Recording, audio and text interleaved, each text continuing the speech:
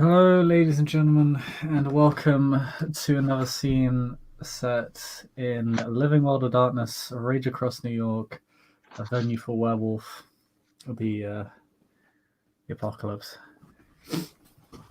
Also known as that one game where you can play a murder hobo and it be okay, because that's the entire premise. Tonight, this evening, this morning, the scene is set within the Bournemouth of Sept, Tellurian, the physical realm, the physical world, where Jacob is sort of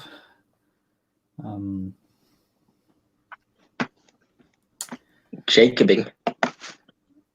Yeah, I guess you could say that he's engaged in conversation. He's been making the rounds on the set, being engaged in conversations with kinfolk and garou alike, sort of getting updated on the current situation on Sept, and generally making sure that various situations are not escalating to a point where he needs to intervene directly, as the Master of Challenges does. Yeah.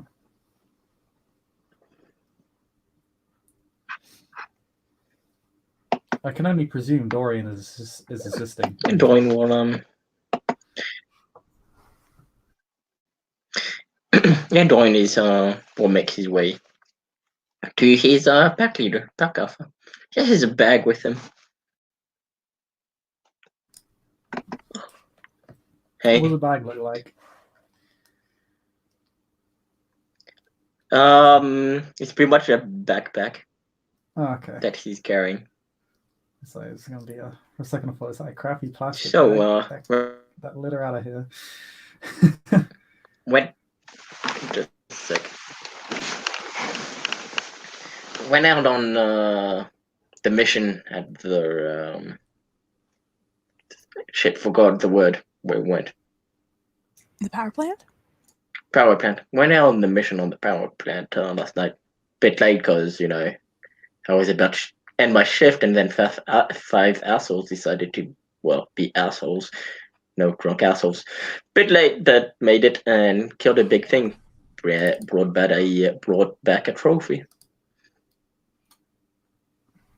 Also, holy shit, that thing was disgusting. And he'll open the bag, and it's just a big eye, like from a monster. I might make a quick check to see if that's one tainted. We performed a rite of cleansing on it. Oh no, sorry, that was an out of character statement. But okay, sorry. Knowing that, well, I mean, knowing that statement in character, I'll make the roll anyway. But I'll I mean, she'll still say, she'll be like, and yes, we did perform rite of cleansing on it, all of us.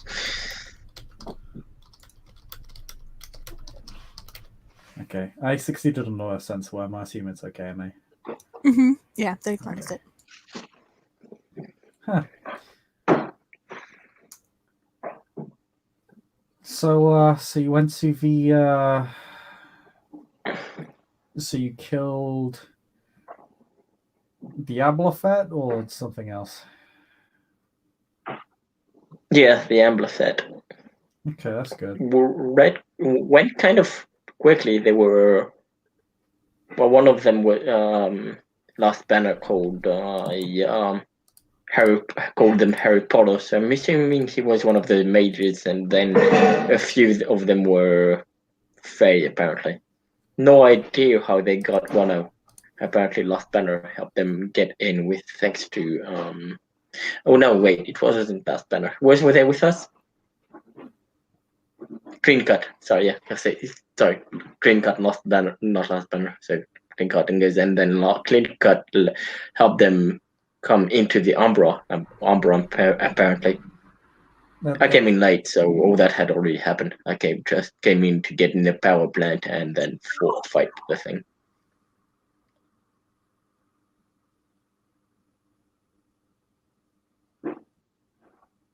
Hey, Chris.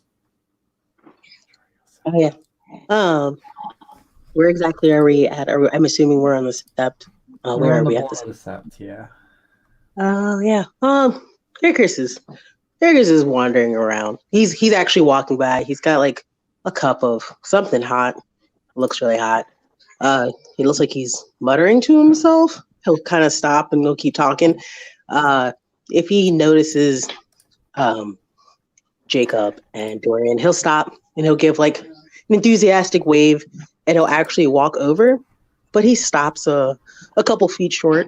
He usually likes to like walk up to everybody, but he's actually like a foot or two.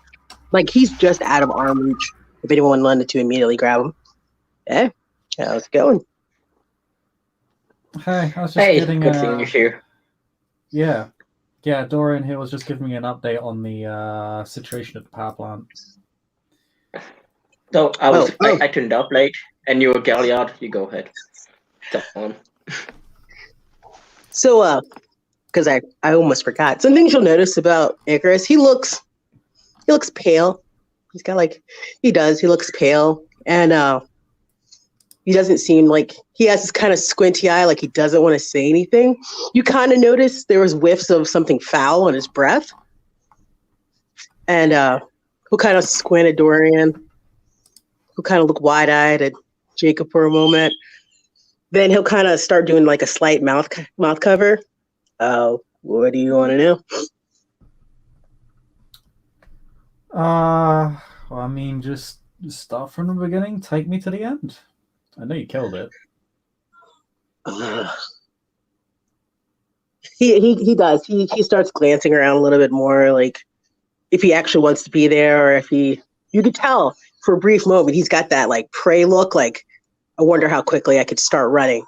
But he stops himself really quickly, and he's just like, okay, cool. So he'll stop, and he'll be like, so Jacob, Milo, and Clay all show up at the designated spot with a clean cut. She starts talking to us a little bit about what we should expect. He says that we should be mindful once we cross over to not say anything we don't wish to be known to its presence. One moment. And so we're talking for a little bit, and two of the Fae that Milo and I met actually happened to show up while we're trying to get ready to climb the fence. Apparently, the outages were affecting. Oh, the Fae. Wait, climb the Fae? What? No, climb the fence. The fence. Oh, climb the fence. Jesus. Yeah, no. We're going to climb the fence to get to the. No, we're going to climb the fence. So we were getting ready to throw this blanket over, and then two Fae showed up. So they started talking. I was like, what the fuck are y'all doing here? Because what the fuck are they doing here? Apparently their bar was with this whole black outage was bothering them. So they decided to stop waiting for New York to finally get on it and decided to get on it. And Clean Cut said, don't worry, I got the witnesses, because I guess a couple people are across the street. So she starts walking across the street. Clay starts walking across the street. Milo's kind of standing there, kind of in between whether he wants to cross the street or come with me. I just climbed the fence because she told me to climb the fence. I don't know what actually happened in that brief time. They were gone for like 15 or so minutes. But they all come back. We all climbed the fence together. She said the alpha fat is worm-tainted, obviously. It attracts like beings. It corrupts buildings. It turns people against each other and pretty much gets them to the point of kind of like battle royale kind of thing. We killed our allies, so now we're the allies to help. If there's anything you wish not to be repeated or, the worm to get a hold of, don't say it, because we were in its territory. She pretty much took care of everything leading up into that moment, so we were just going to fight it. So we sit around for a little bit while longer. The Fae offered us some drinks. I don't drink because I'm not allowed to still, so we did that. Good man. Yeah, I know. I said I wasn't going to. The mages did some. I think Dorian said they were mages. I don't know. They look like Harry Potter wizard people. I don't know what these things people are. They casted some like light goodness on us, and then she pulled out this kind of looks down at his arm, and he's like, she pulled out this arm that Wait, who pulled out their arm? Sorry. Clean Cut. Sorry, Clean Cut pulled out this Krynos looking arm. Looked all like withered and like dead. I thought it was a dead man's hand because like you never were gonna like break into like a lock, whatever. No. Apparently she's just like, I got this from somebody, and then she used it to like rip through the gauntlet so everyone could like go through it. So again, like I said, I found out too. So obviously the Fae looked like the Fae, and a couple of them were glowing, which I guess that's kind of what people do too. Like Dorian, but not like Dorian. They were just actually like glowing. And yeah, they're all glitzy and shit. Yeah. Oh, look. Oh no, no one. Sorry, Jacob. Could I get you to roll your garou lore? Sure. 1 second, I'm gonna double check my garou. Oh god.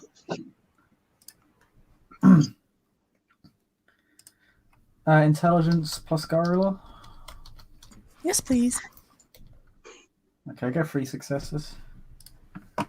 So you're familiar with a fetish, wherein someone binds a wild spirit into their claws. I think Icarus mentioned the carvings on the claws. You're familiar with a. No. He didn't see him. He just noticed there was an arm. He has no idea what was like whatever. It was one. He just like, it was a Krynos looking arm. That's all I got. Jacob, you're familiar with a fetish that will let you lower the gauntlet, like it's a claw carving fetish. So you carve runes into your claws and bind a wild spirit to them, and it'll let you lower the gauntlet. But you've never heard of it allowing someone to walk straight through. Yeah, that seems like a significantly more powerful variation on that fetish.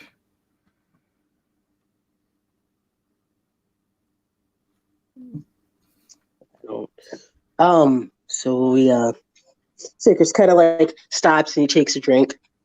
So we all walk through, and we talk a little bit more. I guess everyone's trying to get to know everybody. And Queen Gut says, "Let's go." She kind of walks off, which of course then I just kind of walk off because I'm like, we're here to do the thing. I would like to introduce everybody to everybody, but if we're gonna be here, we should go do the thing. Yeah. And so we walk in the building. The building's it's just icky. It looks like a haunted hospital looking. You've seen like those movies where everything just looks. No, it's not. Everything just looks rotted and just bad, and the walls look really muted and gross. And then we go up a stairwell, and the stairwell looks like a throat, which is really gross. There's teeth everywhere, in the walls, on the ceiling, on the floor. It was gross, and it started like doing that whole like when you swallow something, your throat kind of constricts. It started doing that, so we kind of more or less had to like crawl our way through. I think the Fae were in front, then there was Milo, the mages were in the middle, me, Clean Cut, and then Clay was in the back. Oh, Dorian was up front. So we had a nice healthy mix of like kind of grew filtering through. A couple people fell through. Well, quote, fell through the floor, but we got them mostly. Clay almost killed one of the squishy people accidentally. What happened? Bit him in the leg. But Since what? he was in lupus. It was an accident. It was one of those. He fell through, and then we were all like, "Grab a foot!" I grabbed a foot, and then he's like, "I'll grab something," and then he forgot that he's lupus and they're squishy. So that makes significantly more sense. Okay. Yeah, well, look, I'm gonna get to that part. I promise. I'm not gonna just leave it vague. I don't want you like punishing them for existing. I don't know what you guys do in Metis, but so he just kept what?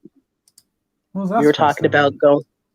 We were talking about going up this thing to go fight the Albafet. What are you talking about? Chris straight up like gaslighting Jacob.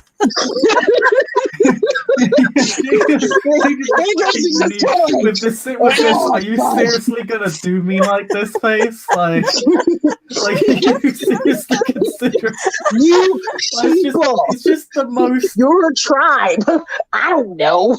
It's the flattest Try- looking face. It could not be. Like, it's the slowest eye roll that you have ever seen. Oh, God.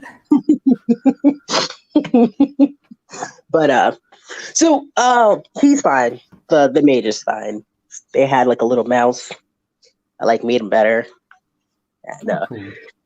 yeah, and then Clay was all like, "I'm really sorry," and like lupus form, and he was like, "Nah, it's all good. These things happen. I'm squishy." He's like, I know this about myself. I don't even know why I'm here. I should probably gone home. You can just tell the other two are in agreement. Like, why are we here? We should have just gone home. But we're kind of like, well, you're here now, so scoot. So Milo rips open like the door, or like the entrance or the stomach, whatever, the passageway to the top of the roof, and there's this big Yog-Sothoth. I don't know if you know anything about Cthulhu or H.P. Lovecraft. Like the Absolutely awesome jack shit. Other than that, they have tentacle faces and okay. cosmic horrors. Okay. Well, it looks like this round like ball with like all these eyes and random tentacles on it, and so it's like it all just kind of like all the eyes just kind of look at us, and it starts smiling its big teethy grin, and we're all like, shows the eye that he got like that. yeah. So then everyone's just like, no guts, no glory. And everyone just starts tearing into it. You got like the Fae doing like wild dances. You've got the wizards pointing and setting fire to the thing. You've got, the Garou doing Garou things. And I mean, I'm pretty sure Clean Cut was expecting some sort of battle. I think we were all expecting some battle, but you fuck with the lights in New York City and all hell breaks loose, and we set all our anger and rage onto the thing that upset us, and then boom, it was all done. Also, by white dance, he means the chicken dance. It was fucking annoying. I mean, I didn't know you had time to watch the dance, so yeah, there was a chicken dance. Are you seriously telling me that different supernatural entities work together coherently for mutual benefit? Well, the Fae really wanted their bar back. Obviously, we were there to do the thing, and the mages. I'm just saying it, Chris. Yes. This sounds like a total fucking tale you're spinning me. Look, there are many lies I'll tell you, but this ain't going to be one of them. Besides, you'd catch me in a lie anyways. You just stare at me, and then I'd start caving in. So, nah, this is no lie. I would say I have proof, but I mean, that would just be saying you don't believe Dorian, who said he was there. Goddamn, I've never been prouder than you both. But so I've never been prouder of you both. But we did the thing. It didn't take us nearly as long as I think we were all expecting. I was expecting it to be a lot more like, we tore into it, killed it. I took an eyeball, so did Milo. So I think we all took eyeballs. The squishy group kind of looked at us like we grew a second head. And then before we had anything more to do, Clean Cut goes, "I'm going to take them home." And we were all like, "Okay." And then taking who home? Sorry. Oh, the major. Clean Cut. Clean Cut took all the squishy people back downstairs and out. I assume she took them elsewhere. I mean, they weren't there when she came back, so They're all dead. I was gonna say, hopefully they're not. I don't know. I don't honestly. Y'all were just like, sure, the spider can handle it, bye.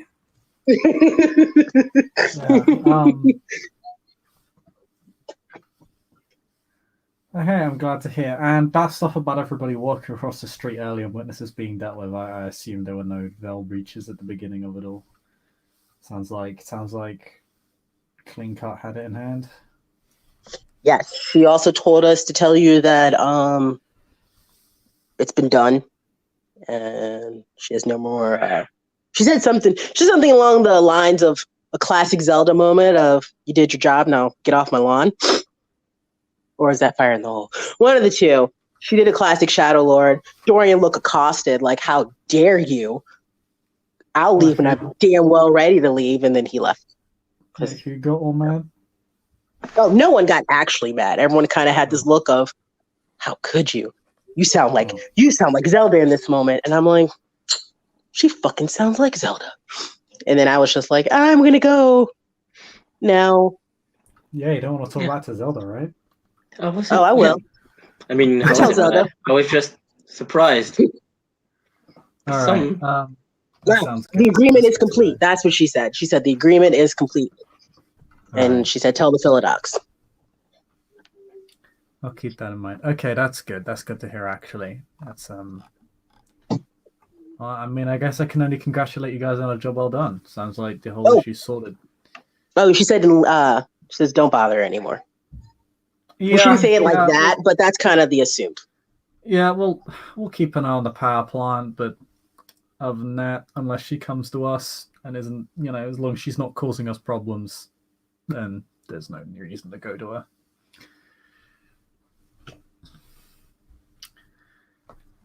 Oh, I'll be real quick.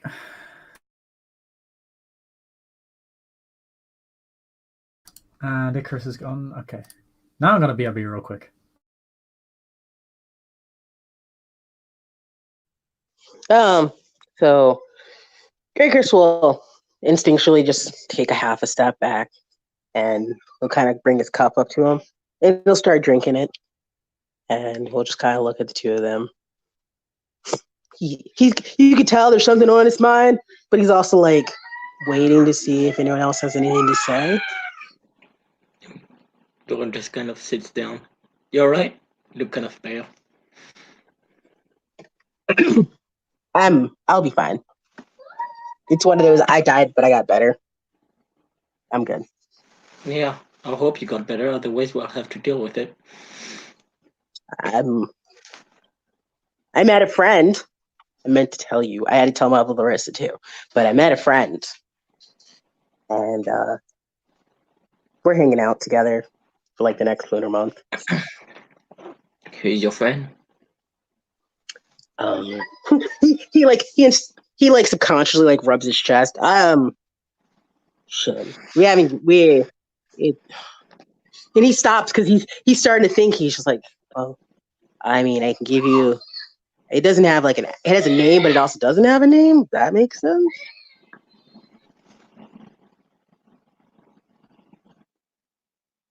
I said, what? Explain it.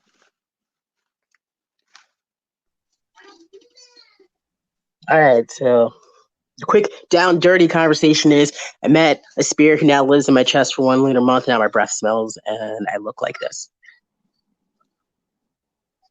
Well, it smells like death. You got this, It's Galliard. rude. Huh? You got this, Galliard.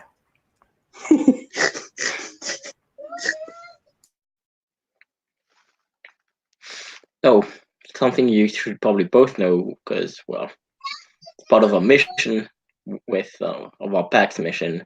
And, well, he's your friend, Icarus. Met Vincent. Oh. And he was being followed. I don't It think seems he Jacob's knew back he yet. was being... Oh. Yeah. Whoops. No, it's okay. I'll repeat this when Jacob comes back. But yeah. Well, I have like a better story, but I was supposed to tell him about this. So it's part of my ring challenge.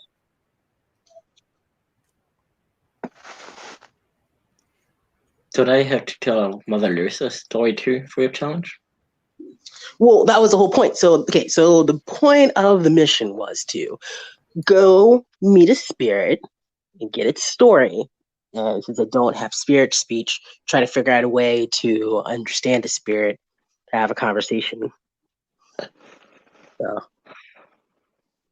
I made a friend. It was nice.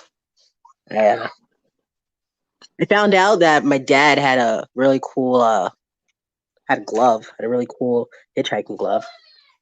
I used it to get home. It was really nice. No one even questioned me. It took me like all night, but it's fine because I got home. It was nice.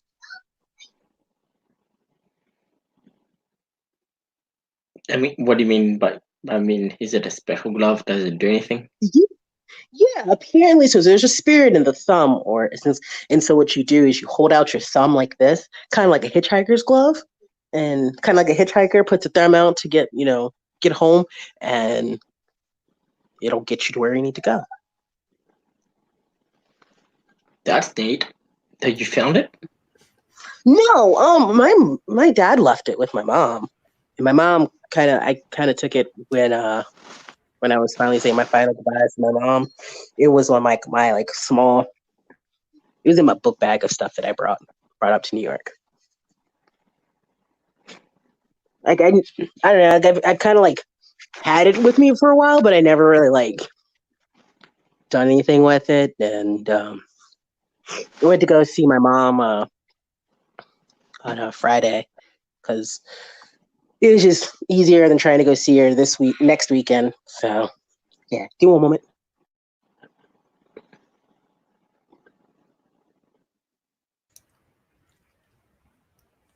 He'll just nod. Okay then.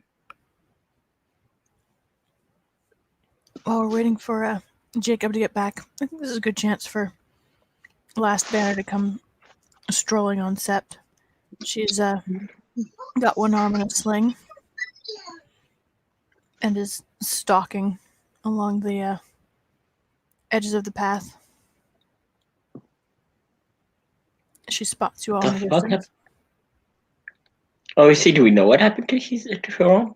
Yes, you know that Vasily attacked her and Oh yeah. a group of her kinfolk, and she's been healing the slow way in the hospital for a while.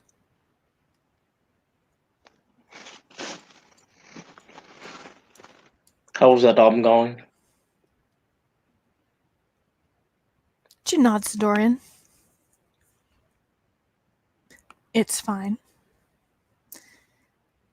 It's literally not as bad as it looks. We're keeping up appearances. Congratulations. I heard you're Cleith. Yeah. I mean, made it. Decided to go with shuttles. It's been a while. It has. I think it's. What's he No, saying? I was gonna say no. It's okay. He was about to say it doesn't since I've seen you since we've seen each other, but since she answered like that, it's okay. She smirks, glances at Icarus. I heard you're almost a Cleith too. There's a smile, and he takes a long sip of his hot drink, and just nods. Bonar. He'll nod again. Oh, and he'll start reaching and start patting himself around. I got something for you. Will you be here? And and he kind of looks up at the sky, and he goes in like 15 minutes. I can be. Why? I got you something. I got you two things. I miss seeing you at the hospital. So. And you can You're only here give now. it to her in 15 minutes? I'm pretty quick. I know shortcuts. I gotta go up to Toby's and back. Yeah, I know it's probably not gonna be 15 minutes, but I'm sure I can get back in time. You got me Why don't you something? just... Yes. Huh. I'm easy to Oh, find. okay. Well, then I can give it to you after we hang out for a while, since you're easy to find and you're here now. So. What kind of something? 2 cards. One's an obnoxious, oversized get well soon card from the Sept, A small one is a smaller, intimate. You can hide it that says "Sorry for your loss." My mom always said that you should do like positive things in public and private, intimate things in private. So the card's smaller. Thank Okay, you. this is you were talking about how oversized is that fucking card. Like he kind of looks down. He goes from like my hip to the ground. Those really just Okay. obnoxiously large ones. That's very thoughtful. Getting stuck in the hospital sucks. And I remember when my mom used to do that, so I used to buy her all sorts of cards. And he puts his hand behind his head, like he's kind of embarrassed to like talk about it. And he goes, "Yeah, I used to get my mom obnoxious cards, but she said it always made her feel better." So, and I hate it when people gave me those "sorry for your loss" cards because they always suck. And it's just like, yeah, it's great, you're sorry, but it doesn't change shit. So, but I knew they meant well. So, yeah, I got you a smaller one. She doesn't say anything. She's just watching him, surprised. And he can tell that she's touched. She doesn't say it, but Yeah. So again, the big card is from like everybody in the Sept, and I wrapped some kinfolk too and stuff like that. The smaller one's just from us garou, because it's important that we remind you that we're here for you, even during the tough times.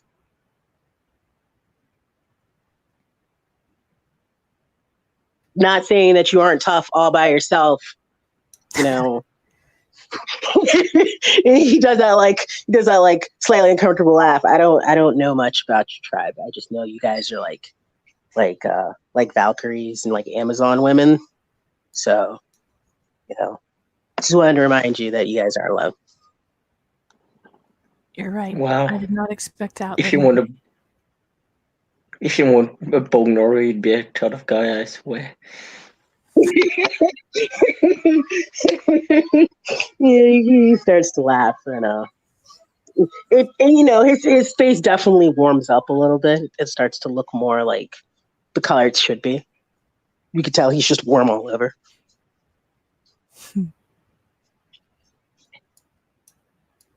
I'm sure he meant that as a compliment. It was. It was. She's grinning. Yeah. I got told you're not allowed to call even strongest women bad bitches. Apparently that's not what you're supposed to call them, even if they call themselves bad bitches. So I had to find like a positive term to say that's a strong ass woman over there. Well, Jacob's back. Hey. What's been happening while Jacob's been gone? Last banner wandered up. Okay. She's got one arm in a sling and kind of glanced at Jacob while he was on his phone and gave him a nod. Oh, hey. Beta, good to see you. Thank you. Good to be seen. Good to be out of the hospital.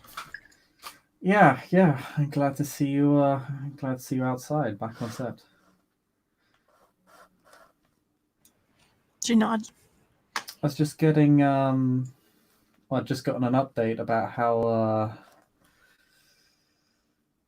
the Ablafet have been dealt with.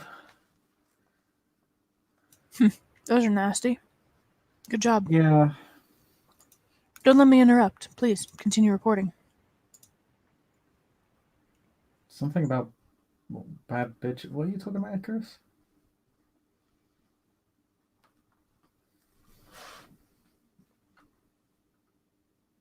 Well, Icarus? He was saying that. There you go. I'm so sorry. I was listening to someone else. What was going on? Jacob is going to Icarus like, what are you talking about? Something about bad bitches? Oh, I got told you aren't allowed to call strong, independent women bad bitches, even if they call themselves they're a bad bitch. Wait, what? Apparently that's a derogatory thing. I don't understand femfolk. Fanfolk? What the Man, you You're guys just really always... veered off topic while I was away, well, huh? Actually, I But have been meaning to. I said I got last banner an obnoxiously large, oversized, get better soon card. Oh, cool. Neat. Yeah. You and everybody else signed it already, don't worry. Well, I hope you enjoyed it, he says to last banner. Actually, I have been meaning to ask you, Icarus. I kind of noticed you seem a bit off color. Is there something wrong? Long story short, met a spirit, hanging out for about a lunar month. So my breath smells like death.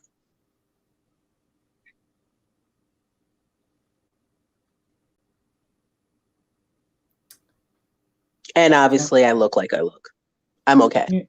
Obviously. You sound like that sounds like a bit of a story. Do you mind telling us how you managed to get involved with a death spirit? It's a death breath spirit. He kind of sighs like, well, okay. If you guys are up for a story.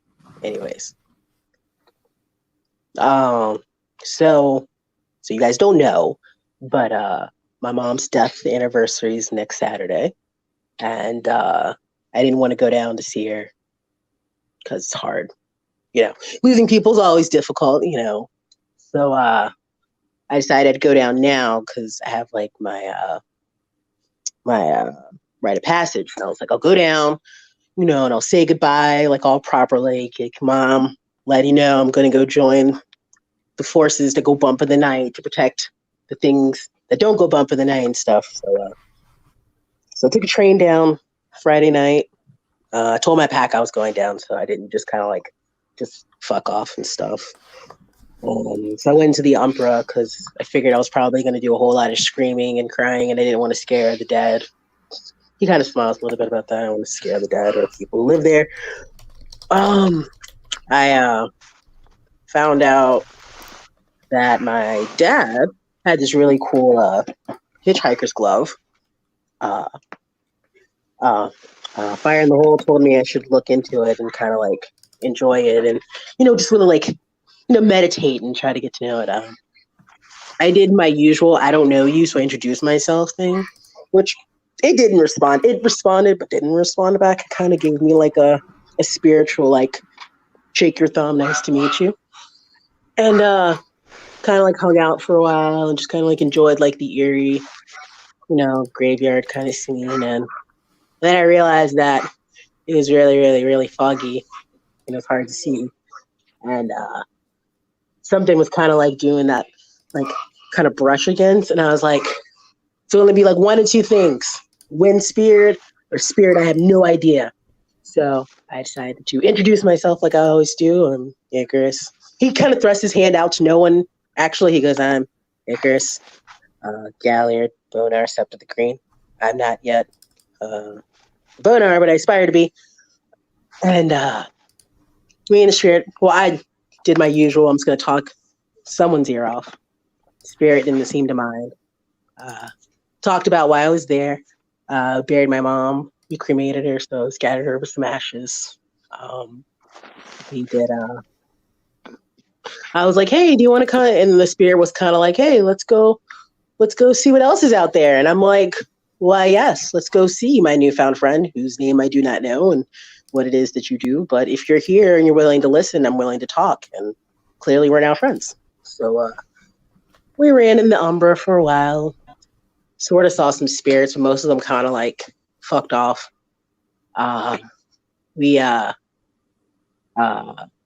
So where I lived, we lived in a shelter, and it blew up right before I showed up. So so we went back there, and there's like this umbral representation of it. It's really cool. It looks like it's all right there. So I walked the spirit around for a while, talked a little bit about like what was where, what was there, and you know, it kind of hugged me and kind of was like, hey, it's okay. And I'm like, yeah, it's cool. I got you, little buddy. So, it can't be too bad. Um, we walked around, walked in there, kind of got lost in this mirror of just kind of like seeing things. And then like, you could almost like in the umbral reflection, there was like a mirror and you could kind of see what actually was there. And I was starting to get lost into it, but then I wasn't because the spirit goes, hey, stop doing that. And I was like, right. We're not doing that. We're not falling into a sea of sadness. It's okay. So we kept going. We went to the hospital where my mom died. And so we went in there. We talked a little bit. I did the talking. Talked a little bit. We went in there. It was so weird. Hospitals are weird. I mean, we all know hospitals are weird, but it's kind of strange in the umbra. But so we went in there, did a little hanging out. We left because there's no reason to be there longer than need be. I was just like, I like me, and I like you, little buddy. So there's no reason for us to be in here in this like really weird, awkward place.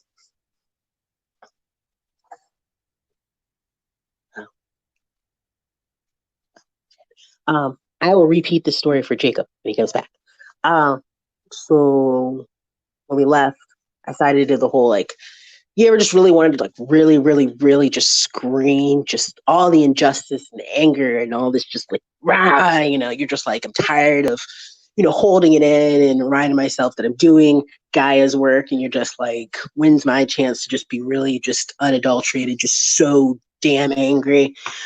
So I got to scream all loud and just, I haven't really like taken it in with this whole like, my mom's gone.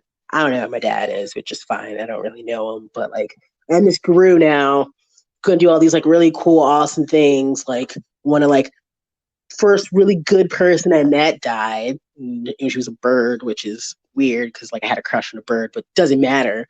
And I'm just like, got this other guy over here just mad at Mother Larissa because he did what he thought was right. And Mother Larissa goes, not at the cost of this many people. And he goes, well, fuck you. And she goes, why don't you get out of my sight before I kill you? And now he's all butthurt. And then he got him like attacking people who didn't even know what the fuck was going on, as if that was supposed to make everything better. And he's kind of like, he has this moment where he's like ranting about it. And then he's just like, it's it's overwhelming. So, I got to scream about it and just scream and scream and scream. And then like, we could just kind of tell the spirit was kind of like, I'm there. I hear you. I'm like right there with you. I can hear all the injustice and stuff. And afterwards, I was coming back down from like my really like angry high. And then I started to realize that like the spirit was like kind of like me in the sense of like, I'm breathing, it's breathing. I'm like getting all hyperventilating and like shorter breathing, and it's shorter breathing too. And we talk for a little bit more, and the spirit's what lingers. Well, not really. It does, but it doesn't. Like how like someone takes like their final breath of like life, whether it be kind of like I'm ready to go, and they go, or they're screaming and their life gets cut short, and it's not like it's that that never knew like that essence, that like that right there was enough to like, I guess that is strong. It's strong emotion, it's strong presence, and spirits like I remember, and they linger on long after. And I was like, man, that kind of reminds me of when we do like the howl for the departed, when we do like our one last final howl. It's almost like the spirit kind of like right there, just like one more time, like taking that breath of like of death and just carrying it on. So I was just like, well, little buddy, you aren't alone anymore. You got me, forever long. I don't, looking in hindsight, might have should have asked questions, but I didn't think I needed to, because again, if you wanted to hang out with me for like hours on end, it must not been bad. So we're hanging out right now just for a little month. Oh yeah, again. So like he's hanging out with me. Obviously my breath smells like death, which can't help itself. It doesn't mean to. It just kind of is. And I'm cold to the touch. I pretty much probably shouldn't be around a whole lot of non-kinfolk for a while. I don't want people asking questions. It's not Halloween, so kind of makes it a little awkward. I'm pretty sure I'll come up with some sort of tale as to why I look like The Walking Dead. But I can blame it on it being cold in New York. It's always a good excuse. Yeah. So Spirit told me a little bit more about itself. I'll tell Mother Larissa because I was supposed to tell her the absolute story. But, more so that's kind of what's been going on with me. Sorry, I kind of kept it kind of vague for a little bit. I haven't really talked to my pack yet about it. I just told him I met a friend. My breath smells now. And I'm like, and he kind of stops and he kind of looks away like, huh. Yeah, so I'm drinking a lot of hot drinks right now. It's kind of nice. The spirit seems happy. And I'm happy, it's happy. And just for a little bit, it kind of remembers what it's like to be alive. Yeah. He kind of waves his hands in the way spirits know to be alive. I don't know. It's alive right now. It gets to live vicariously through my life. And I get to drink hot drinks a lot. And Death's breath are not very easy to get along with. Yeah. Most people don't know about them. I hope you find this a valuable experience. And not too onerous.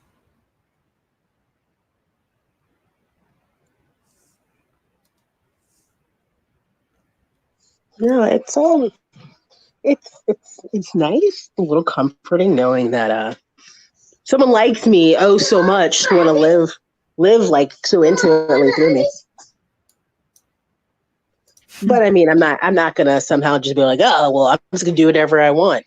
It's, it's a spirit and has an important job to do, just like all other spirits. And I just want to show it, that it's still loved and accepted and appreciated, even if it's kind of hard to put it into so many words. Yeah, Death's breath spirits tend to be quite lonely because of what they represent. It's very hard to get close to one. Quite impressed you managed to do it. It took me a little bit. I won't lie.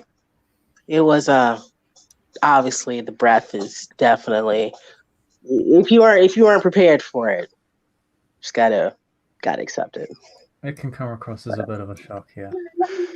Yeah. By the way, you met up with Vincent.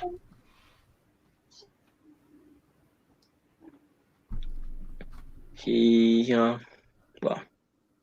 seems he was being followed. Seems he knew about it, and I'm not sure. I don't think he knows about everything that's going on here. But I think he was trying to get me into that. The same program he's on with the Turning Point.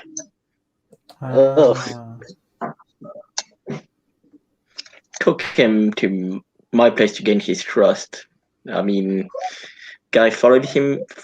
Also, some guy probably knows where I live now, which, I mean, I don't really keep anything at my place. Most of my things are either here somewhere or, I don't really have much at all. So there's literally nothing but a TV and a few bucks at my place. So not even any pictures of me or anyone.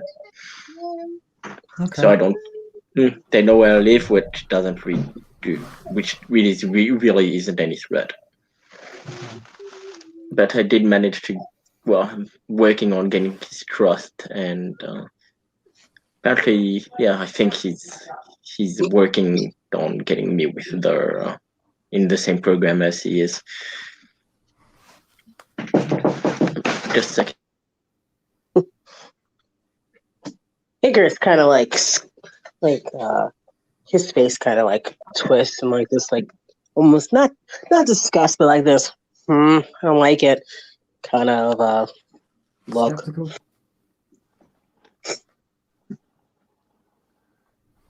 Yeah, it's Turning point itself isn't necessarily all that bad. It's actually it's a couple of individuals associated with it. The actual the general organizers and those who run the business, the general management is actually is largely okay to my knowledge. But there are a couple of individuals I think who are attempting to corrupt the process in some way, trying to figure out precisely what it is.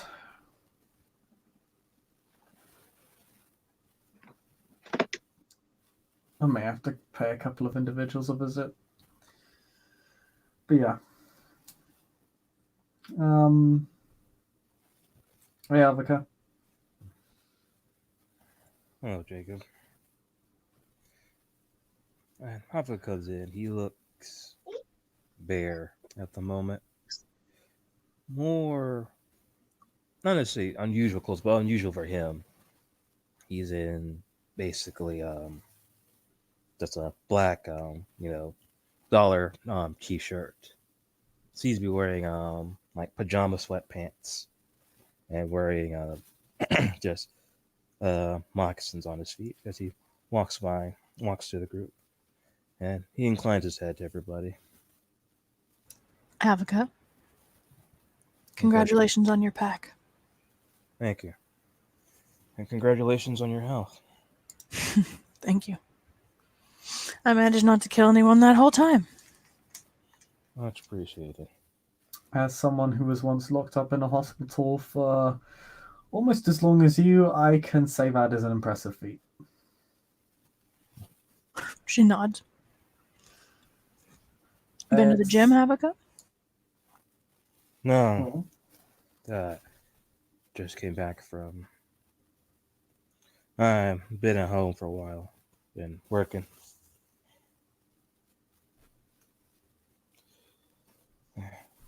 Trying to just keep my mind occupied.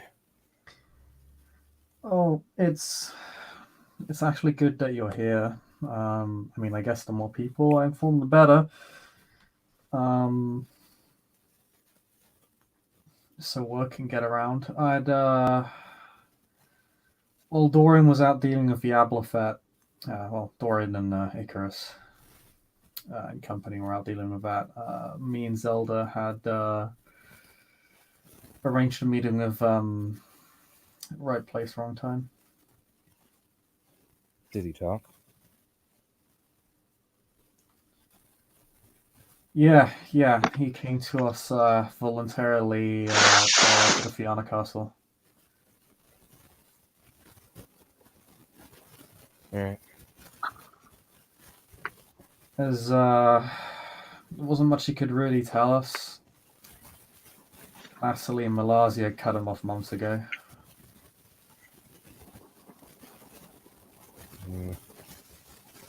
Pablo looks very much dissatisfied with that answer.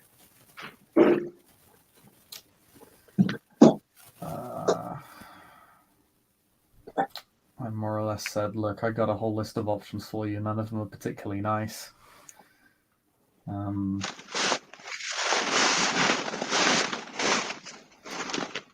We went through those. It was either just he gets executed right there, or he goes off to get more information about Vasily Malazi's activity for us.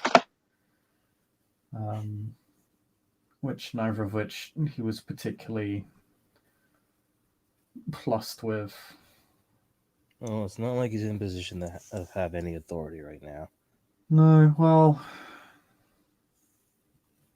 he made the valid point that he'd been cut off from Vasily Malazia for months. They kept him out of the loop. He's been vain more or less. In I threw regards him to out that, a while ago, and that setting him back is basically just a prolonged execution, of which I was inclined to agree, given what Vasily and Malazia are capable of. He did bring up a third option that I was not, me and Zelda were not informed of, mainly because it involves a very, very old and well concealed Incarna. You ever heard of the cat's paw? I know the term, but no, not an Incarna. It's also referred to as the cosmic thief.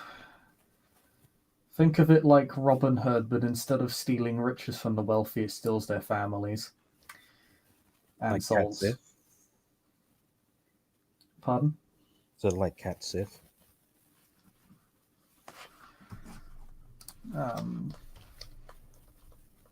Yes. I'm not actually familiar with that. How do you spell that? CAT, is it SAITH? Because the clearest example, Cat Sith is that one character in Alice in Wonderland, but Cat Sith, the actual creature, has been around for a long time.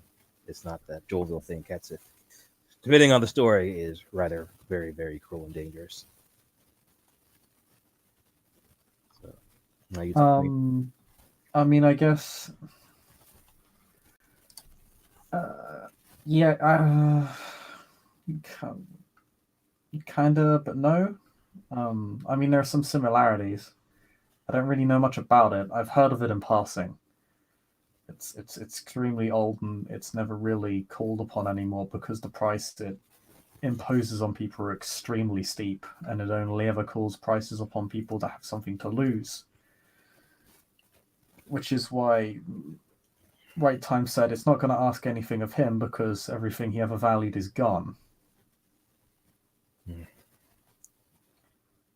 would ask something from us, and probably a part of ourselves, at the very least. Blinds the Weaver was actually present at this and was not very happy with this at all. Given that she's more educated than me on such matters, I took that into account. She basically said, imagine what you consider a steep price and then consider it 10,000 times worse. This thing doesn't consider people as people. Things that old don't do that. Almost a verbatim quote from her. Oh, when you describe it like that, it sounds a little bit like, at least I've heard of that behavior depending on who you talk to. Certain gods, certain spirits are like that. Yeah. Tetsuboka had stories about that as well. A very alien creature from what I've been told. But it could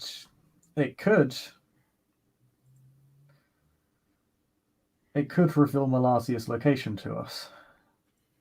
Or it could have.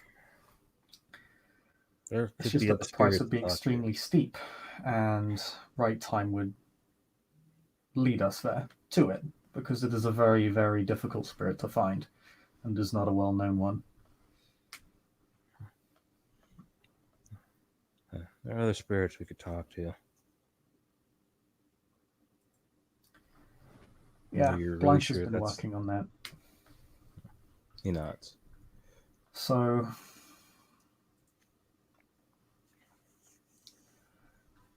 I sort of considered all my options after hearing that. None of the options were particularly good.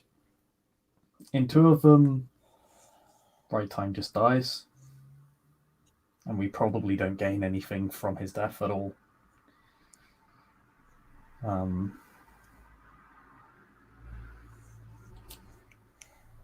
Third option that Right Time proposed to us.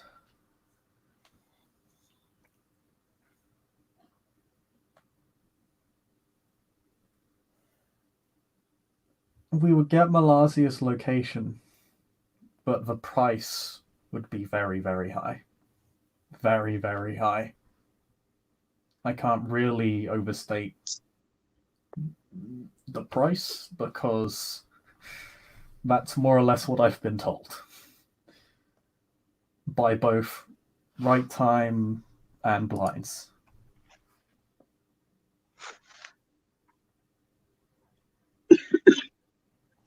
But they didn't say what it was?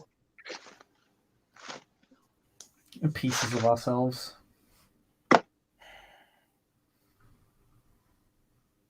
or worse.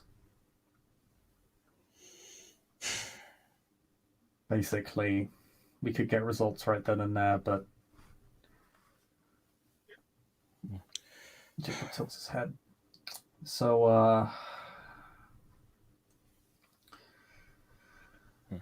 Well, unless Malassi is a Theard, why can't they get a cyber spirit to track her?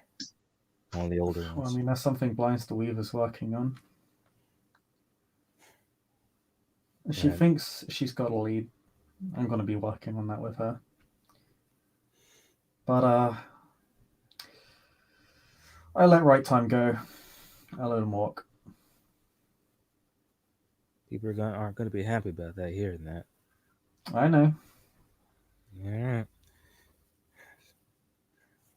All the options were bad, so Jacob shrugs. No point in wasting another life over this fight.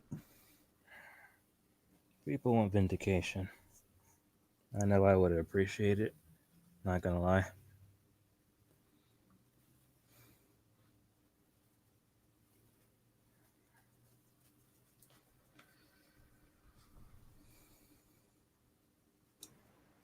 Last Banner Well- is standing there listening to you guys. Her arms are folded. She's forgotten that one of them's in a sling and is supposed to be broken or supposed to be damaged. This is not a comfortable position, but she's watching the both of them very curiously. At the end of the day, I had to weigh up how much I wanted Malazia and Vasily over the people, the souls, the soul of the Sept. And in truth, I don't really want them at all.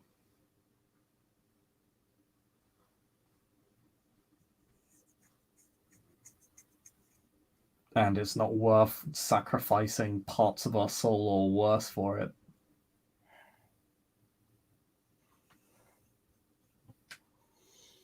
And it's not worth sacrificing right Time's life either.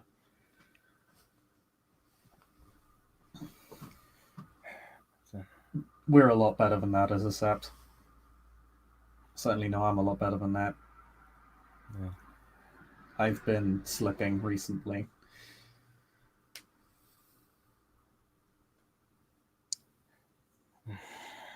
How goes look? The safe looks. I mean, I really don't see what killing him would have brought us anyways.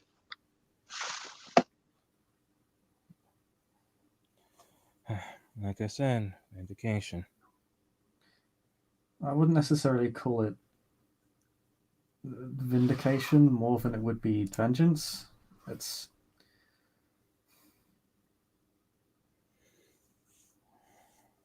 he is at the end of the day,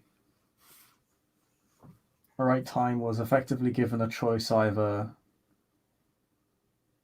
facilitate the death of this people's kinfolk, or I kill all of your kinfolk or families.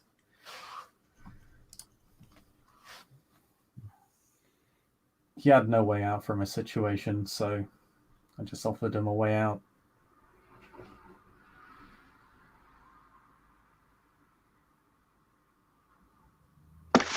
If anything, he can be motivated to go against Vasily now. I mean,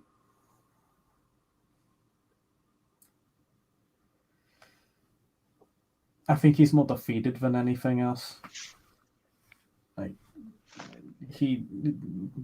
we already gave him the bad news that his family had been killed. He knew that if he went up against Vasily, he would have probably died and not gotten anything for us. And well, I agree. It's not really reality to expect him to walk into those facilities and get anything. It's not going to happen. Not alone. I mean,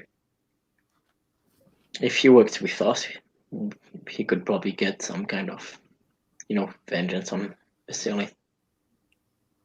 Possibly, or you could do something else. All I could say, Jacob, if you allowed opportunity to sway him, since you let him live. Pardon? He says by allowing him to live, you allow opportunity to sway him.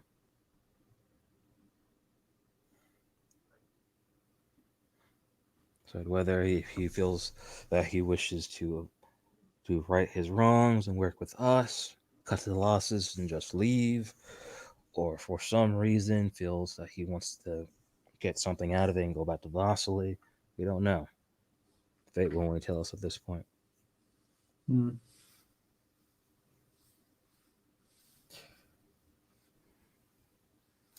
I don't think he has any reason to go back to Vasily anymore. Vasily took everything he ever cared about away from him, purely to fuck over somebody, purely to fuck over an entirely separate entity. He don't think he'd ever go back to him. To be honest, I kind of hope he just walks away from all this and finds a way to do some good elsewhere. Time will tell. But yeah.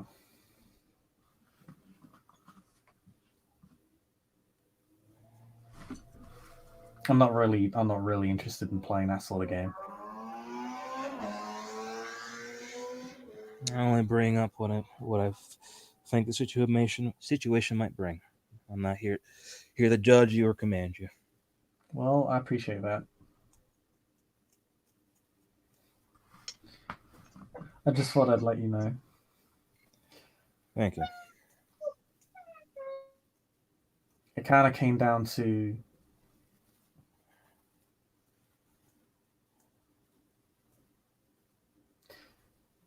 all of these choices come down to either the deaths or souls of people I actually care about. Why not simply make the choice that actually keeps them all intact?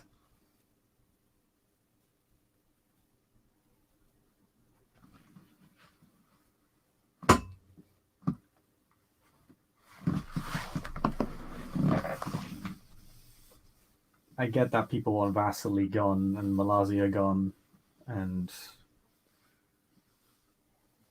well, I'm pretty much with people on that wholeheartedly. I don't think that needs to be said, but it's not worth putting our souls before a cosmic spirit or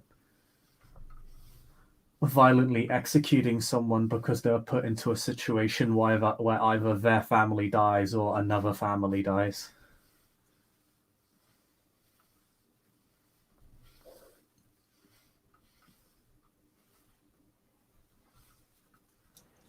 An interesting distinction, Philodox.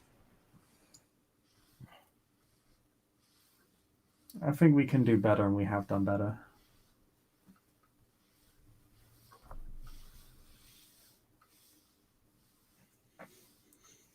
I don't think his family being a hostage excuses his actions per se. It still ended up causing great harm, but I'm not going to act as if that isn't an extremely hard or impossible choice where there's no good outcomes. Sorry, where there is a good outcome for him, because there wasn't. He even admitted that. He actually said, if I have any nobility, I'd kill him right there, then and there.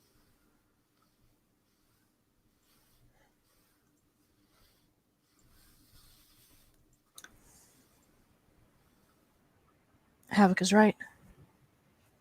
Blood is very vindicating. If you murder the Korax, you've paid a price, and the killing can continue.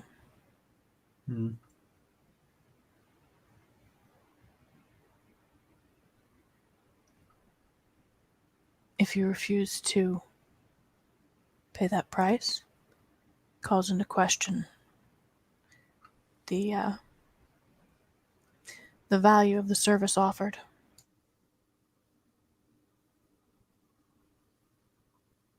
What's she trying to say? She's saying that when Habakkuk says that he wants vindication, she's saying, yeah, if you'd killed the Korax, everybody who went on killing next could feel vindicated about it because the price had been set, and from then on it would be anybody who was killing people would just be paying that price again, right?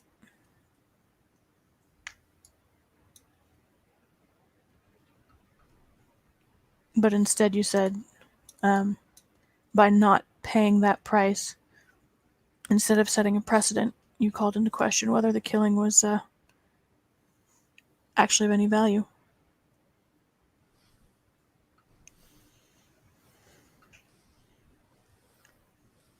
It's a dangerous mindset, Jacob Clay, in a warrior society. Yeah. To be fair, I don't necessarily equivocate vindication with correctness. This is not In fact, I about think being one could correct. call it politically correct, but fairly far from being ethically correct, at least in this situation, given the circumstances. Like if he had done this of his own prerogative without any extortion involved, then my stance would be considerably different. But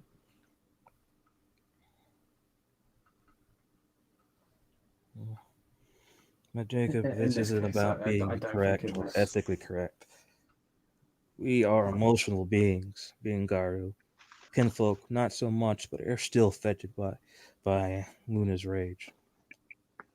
By giving them nothing outside of this man is emotionally broken and he is defeated, so that does not bring people back.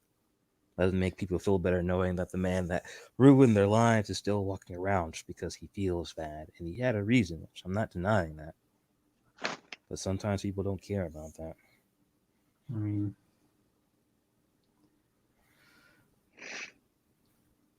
Yeah, well, killing him wouldn't have brought the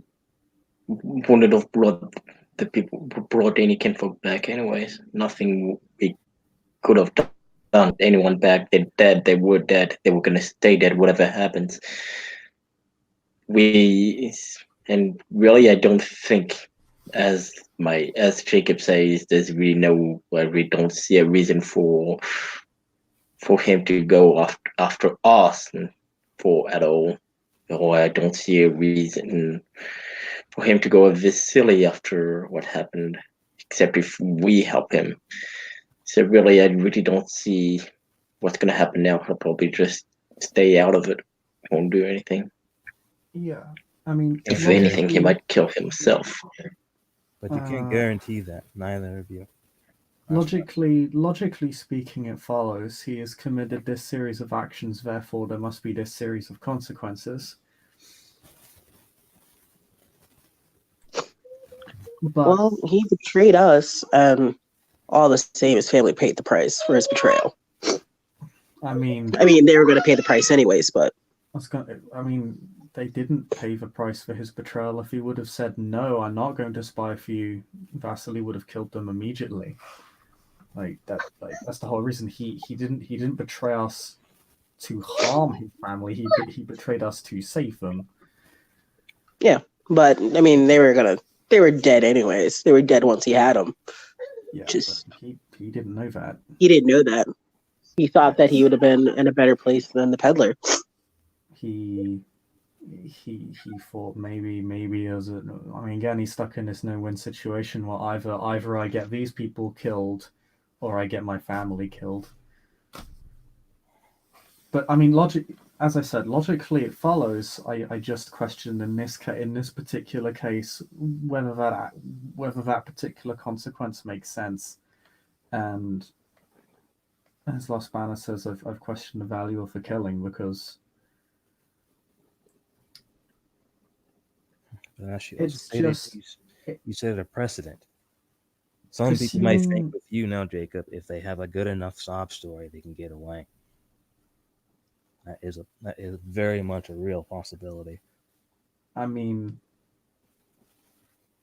do take extenuating circumstances into account, yes. I feel like that's a very important part of the process, but even ignoring that, I don't think it would have been ethical to do so given the fact that they're in a situation where either they have to do the wrong thing or the wrong thing.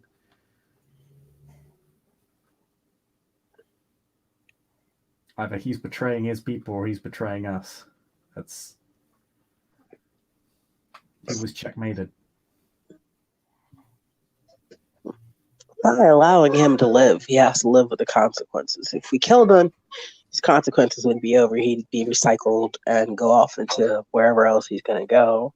By telling him we're not going to kill him, he has to live with the choices he made, both good and bad. And whether he kills himself or he finds redemption, that's on his own hands. We're not going to do it for him. I mean, enough people have played into what he's going to do, and it sounds like Jacob says, we're not going to make the decisions on what you do next. That's up to you. I mean, all of you seem to be framing this decision I made as if I did it to punish him. No, there's no punishment. You just said you're not going to punish him. And that in itself can be a punishment. I'm not going to punish you for what you did and the punishment you already feel. I'll let life and what life does do that for me.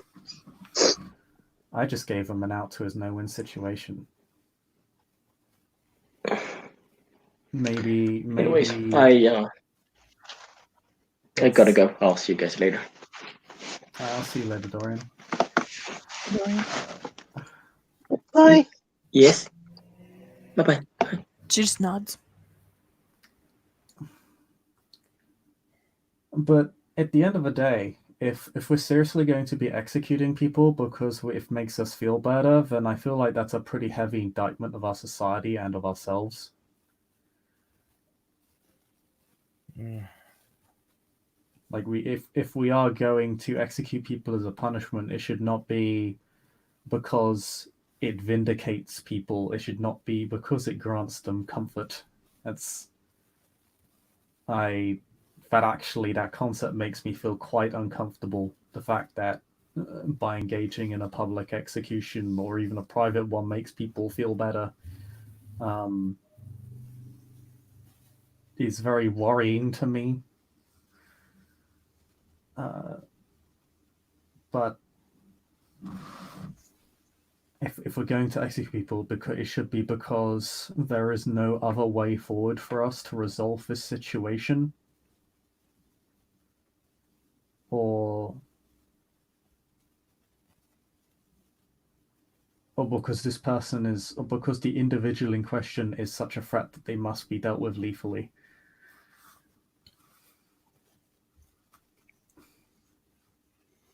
I do not believe that really applies to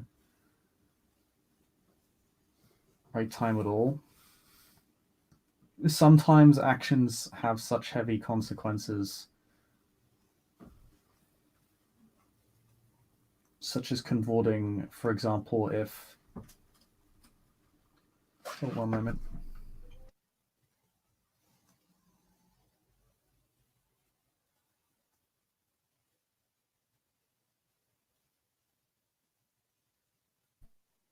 I mean, if one of our kind, for example, convorted of the one, then maybe that would be a different situation. But it's not always that simple. I try to handle things on a case by case. I mean, nothing about what we're doing is, humane or even, the right thing to do. It's what consequences can we live with?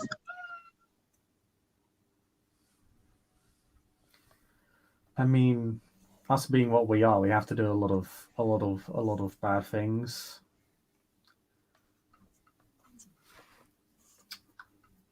I really don't feel as if I need to be adding to them. That's pretty much my logic. We already have to sacrifice a lot to get to where we are and to keep moving forward.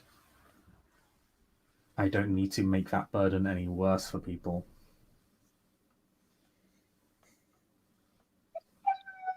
let you know not everyone's going to agree with you. Some people might resent you. You can't stop this from happening. The best you can do is, I made my choices. You don't have to agree with them. You can hate me and my choices, but I made these choices. You get in this position and then you make those choices. Until then, sit your little behind down and accept the choices that I made. I know you're a diplomatic person, but sometimes you just got to be blunt. Yeah, I mean, the decision's been made. If people want to make a hash out of it, they can. But I'm not in this to vindicate or validate people. That wasn't the purpose of this decision, and it will almost never be the purpose of my decisions. Like I'm not here to appeal to the masses. I'm not here to engage in self-serving populism to make philosophical questions. I literally have a divine duty. That's what an auspice is. I do what I believe to be correct and necessary. And in this situation, there was no choice that I could see before me that I believed was either morally correct or necessary. The death of right time is not necessary. Definitely not now of all times.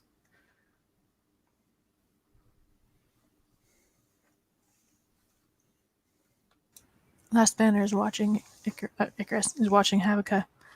What's Havuka's face doing? It's obviously it's a look of, he said, just a further look of dissatisfaction, and he's about to say something, but he doesn't seem to be willing to push the word out of his mouth.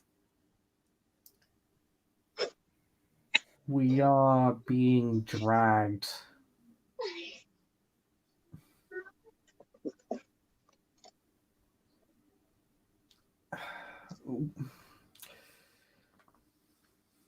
How to put this?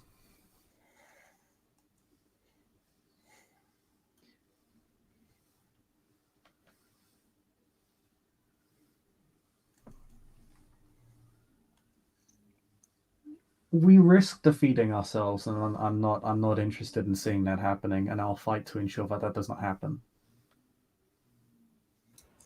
We risk defeating ourselves. Explain, Jacob.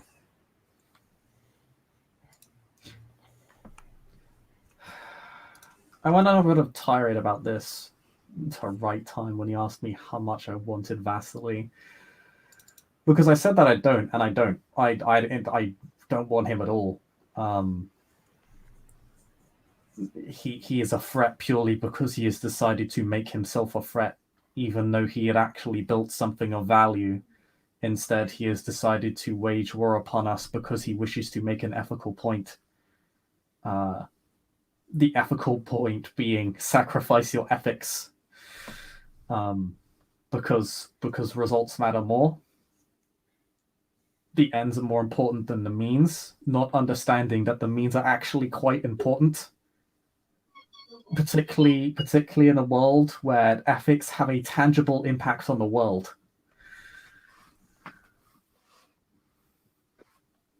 Honestly, he sounds like death by cop.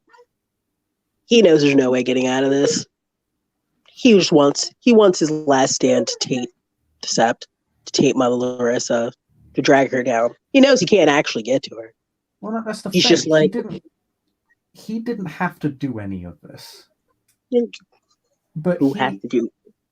But he is, I do earnestly believe that he knows he is probably not going to win this conflict.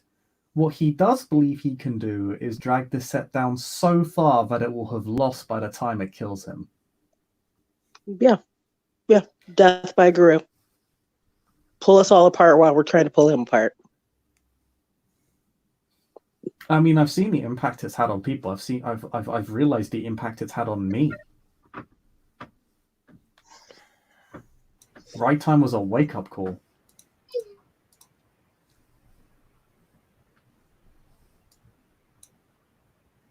How's your mate, Havuka?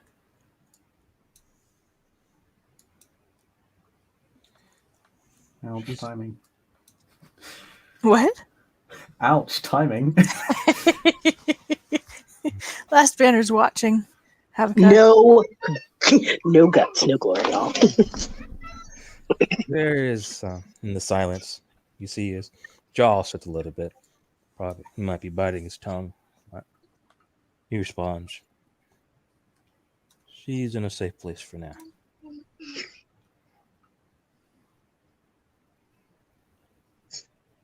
She nods.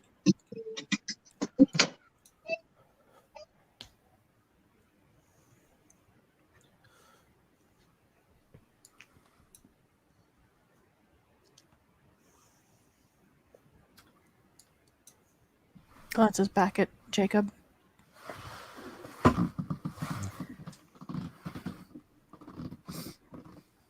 My mate is dead.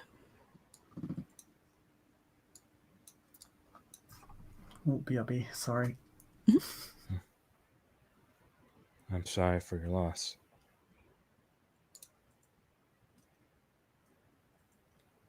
She kind of shrugs her bad shoulder, less like she's actually shrugging and more like she is leaning into that pain.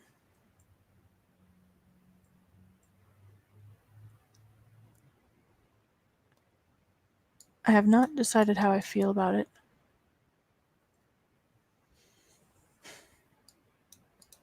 Or about the traitor bird.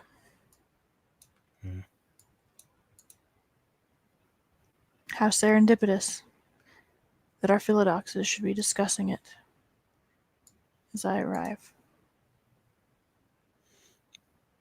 As Jacob is making it hard and clear, the decision has been made, and it was his to make. There's a little spite in that tone.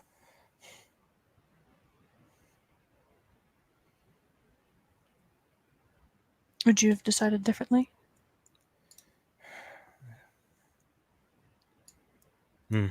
Wasn't there. And I've been avoiding him just because I did not want to let my rage take control of my actions. Yes, I'd be more inclined to kill him. As I stated earlier, by letting him live, they are assuming he will either do what's right or be out of the way. And there's no guarantee to that. If he was dead, they'd guarantee that he'd have no involvement whatsoever. Not only making sure that there is no way for him to interfere with our plans, but also, as I said, to vindicate the people that were harmed by his actions. Said in my opinion, his life has no real meaning at this point. He's not an asset, nor is he anything to care about. His death would have been more useful to me.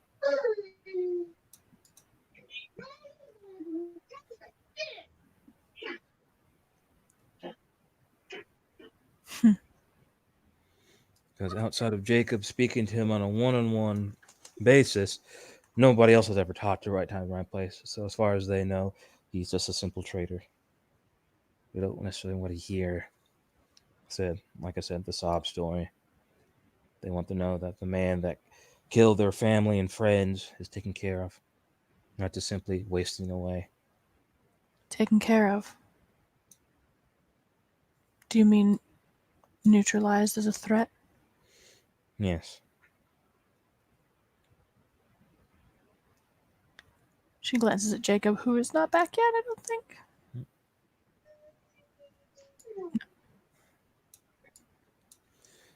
I don't speak the ways that I speak because I'm some type of vengeance-filled monster. I bring up my points because morale is important. And sometimes people die. And he stops for a moment, like he's caught up in a thought. But then he continues. Some people die for the good of the people, not good for their moral code.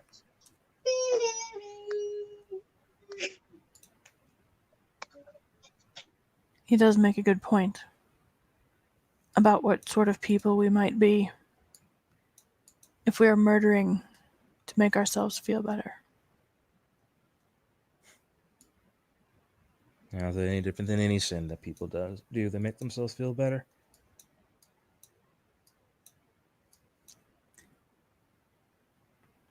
I'm not a philodox. but murder is a little more highly rated than most sins, usually. So there are caveats then.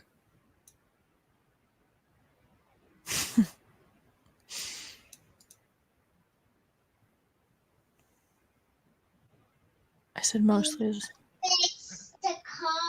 Oh, Havaka.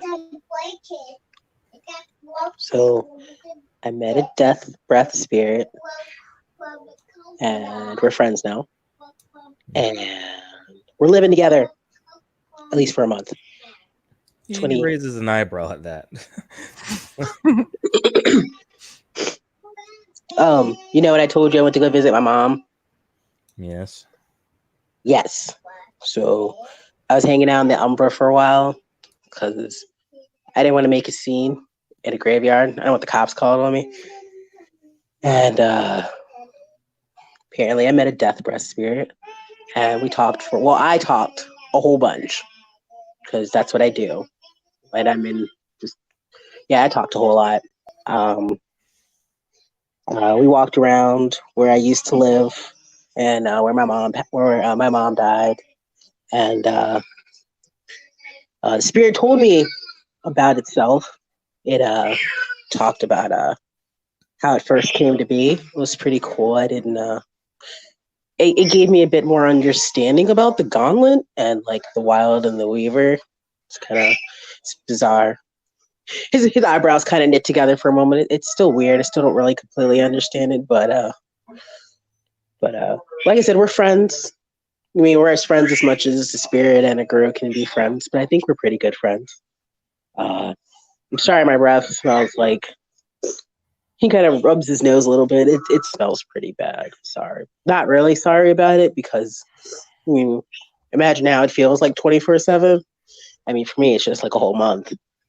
But it's doing pretty good. It's hanging out in my chest and my limbs, my toes. He kind of wiggles his fingers a little bit. I'm okay. I just look really sick. We're dead, like an awful cancer patient. I know, that's a horrible joke. I think that's what my mom had. It's weird. Sorry. My mom's death's next week, so I'm a little weird. I'm in a little weird spot right now. But so yeah, the whole story I'm gonna tell Mother Larissa, like the whole thing. If you want to be there, you can, because it's a pretty cool story. I say cool mostly because, like, again, kind of learn more about like the gauntlet and the wild and the weaver. Just wanted to give you the heads up. No, that's good. Yeah. Like I talked to you before, at first I thought you made a deal with a trash spirit. Yeah, that's the reason why your breath smelled that way. No trash spirits. I thought about that. I did. Dude, it was either gonna be like a pigeon spirit, most likely. Pigeons are lovely. What are you talking about? Huh? Pigeons are lovely. What are you talking about? I know, my mom loved pigeons. I was gonna say I was gonna talk to a pigeon spirit. Yeah. But then I met a new friend. I was telling Havika about the deal I made for the month. Yeah, well, I'm glad you made it. Yeah. I tell Mother Larissa the story, the deaths. It told me its story about how it came to be, so I figured that story I'd leave for Mother Larissa. And you guys can listen in. You guys can come if you want. Yeah, I mean, and meanwhile, it'll be a better story than whatever I have. Meanwhile, I'm dealing with fucking geese and peacocks. Fucking narcissists.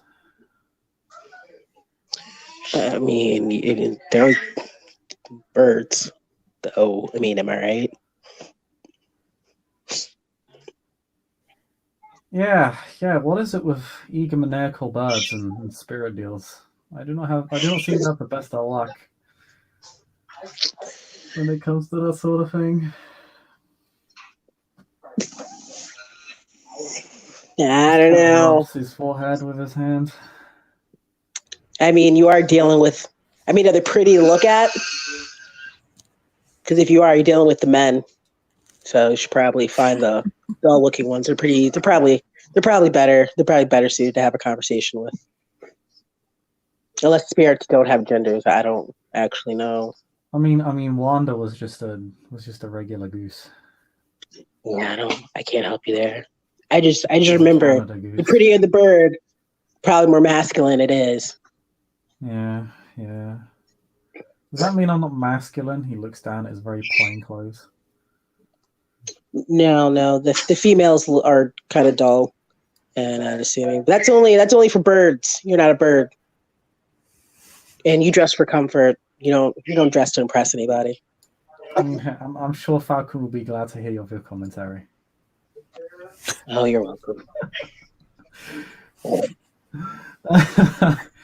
uh, I got you to smile. I have done my job, guys. Did you guys you've see done that? my He job. Well smiled. done. He smiled, guys. I'm working my way up the chain.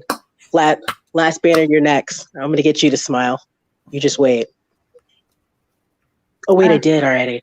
Man, who next? Mean Street. Man, I thought that man ever smiles. He smiles. I just don't think he'll be happy to see what he smiles at. That's whatever. I'm gonna get there. I'm gonna get my way. All the unassuming people who never look like they ever smile, I'm gonna make them all smile. Okay, Smile. It's my I current will goal. have Gaia's breaths waiting for you. And you'll accomplish your deed. No guts, no glory. No guts, no glory. No guts, no glory. Hey, would you look at that? Even you're smiling now. How about that? Oh dear. He says, he's like, "Wah!" runs away. It reminds me of how my mom used to cheer me up. Oh, Sadness. But yeah, where were we? Sorry. Stuff keeps happening, packling nonsense. It's been a busy day for some reason. Keep getting interrupted. Oh, if your people need it, or for some reason you actually use them. Said I finished my first firearm a few weeks ago. congratulations. Oh, you made one. Yeah, made a rifle. It's actually handy because they won't be in circulation, so they're not going to be easily identifiable. Well, you won't be able to track them down as easily. No, but I still have to do paperwork and make sure I don't do anything I'm not supposed to. I mean, if they get the weapon, they'll still be able to match it to the bullet, but yeah. Because right now I'm keeping it simple, stuff that you can find maybe a hobby shop or Walmart. Anything above that, said they're going to be asking a lot of questions for asking for particular materials and kits. Yeah, I'm currently having a tango with the IA about all the shit I'm trying to get done regarding current affairs. So it's pretty heated where I'm at right now, and I think it's going to remain for that way for at least the next 6 months. It's frustrating.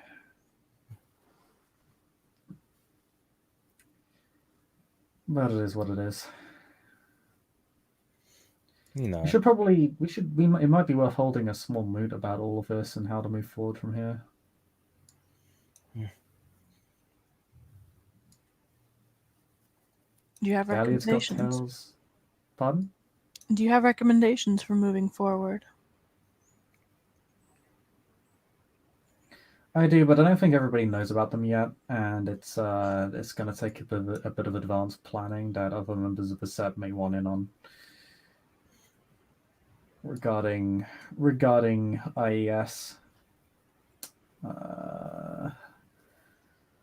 Their board. I know Blinds has got plans for Malaysia and how to track her down. And Galliard's got some stories. Probably wouldn't be too big, but it's probably the first time in a while I've actually seen enough go down that it might be worth discussing openly, and the fact that we have a were spider running around as well.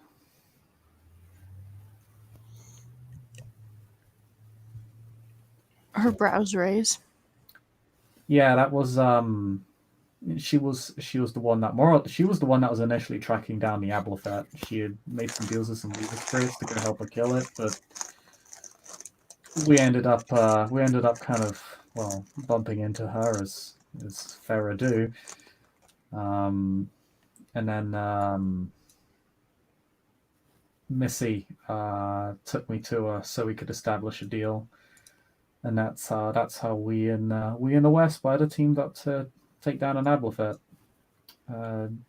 Icarus and Dorian, Milo, and Clay, I think, were all involved on that. Involved some mages and Fae as well, which I think just stumbled onto the whole fucking mess. But they were helpful, so I'm not inclined to get mad about it. That's rarely a sign of a good headache month. Keep me updated. Also, if you hear from House Gleaming Eye. I think I've taken care of that problem for now. Oh, well, you chased him out of town? What did he say? Did you chase them out of town? I did note how they just kind of disappeared. Yes, I paid him a visit. Gave him 10 minutes to pack. Damn. Well, there goes that deal. Well, What deal? She glances at Habakkuk. Me and Miss had an arrangement. oh wait, what was the arrangement? You have an arrangement with Gleaming Eye. And he kind of stops and looks a bit thoughtfully. I've already betrayed a bit of my trust saying that much as it is. Oh. Last banner turns and glances at Habakkuk. Oh, if Jacob is noping out, you better roll something to nope out real secret like. No, Jacob's just gonna stand there all be like, I ain't gonna interfere. So who wants to roll Using to sneak seem and nonchalant about all this? Sure, I'll roll it. Look nonchalant. I'll even spend a willpower to look nonchalant. Yeah, we're all like,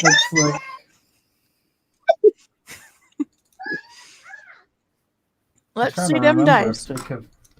I'm gonna roll nonchalant conversational piece too. I'm like, Oh fuck! I have to spend. I got one success to look nonchalant. That's a terrible roll for the worst possible time.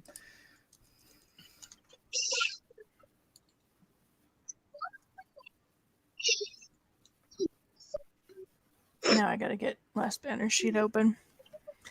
Well, actually, does Jacob need to look nonchalant about this? I think he's aware of this, isn't he?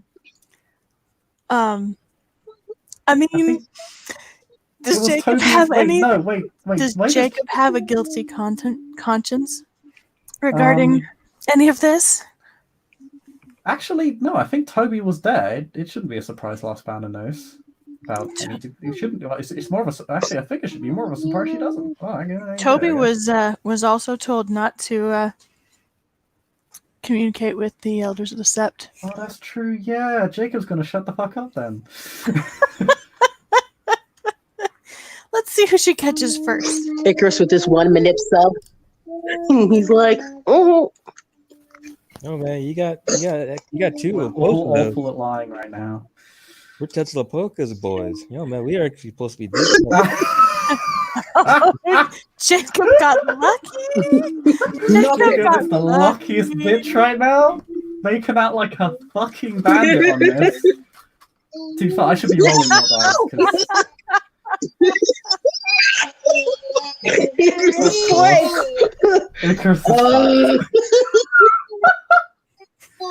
I should have rolled more dice in my Sept position, but it doesn't matter.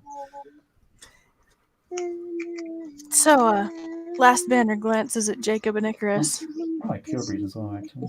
And her eyes linger on Icarus long enough to make him nervous, and then they slide back to Habakkuk.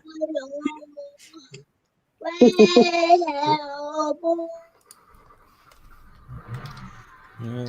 You have a deal with Gleaming Eye? I don't have a deal with Green. I have a deal with Mist. Mist, meaning the Silverfang from House Gleaming Eye, Yeah. who's been skulking about New York. Oh, she's been skulking all over the place. I beg your pardon? She's not very subtle about the fact that she's gathering a lot of information. Don't know why, but she's definitely doing it. I'm sorry. What did you say she was gathering? Information, just like information in general. What? Many things. Personal things, unfortunately. You're telling me you have an agreement with a spy in our midst? Well, since you ran her out of town, since I can't benefit from her anymore, yes, I am telling you this.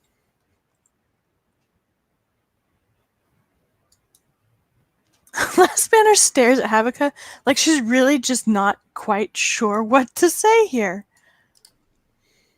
But I could promise you this, as I agreed on the deal, there was going to be nothing that involved our Sept in any way whatsoever. Like I said, it ended up actually being more personal. She was gathering information on my people, which I didn't much care for. No, I imagine you wouldn't.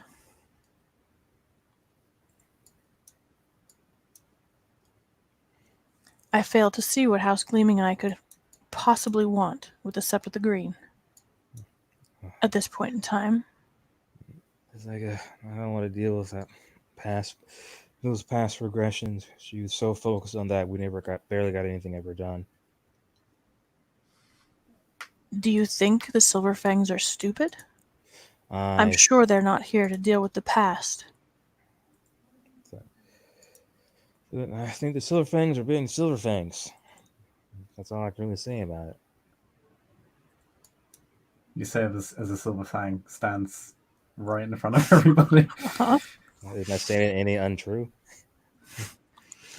Last Banner is staring at Habakkuk,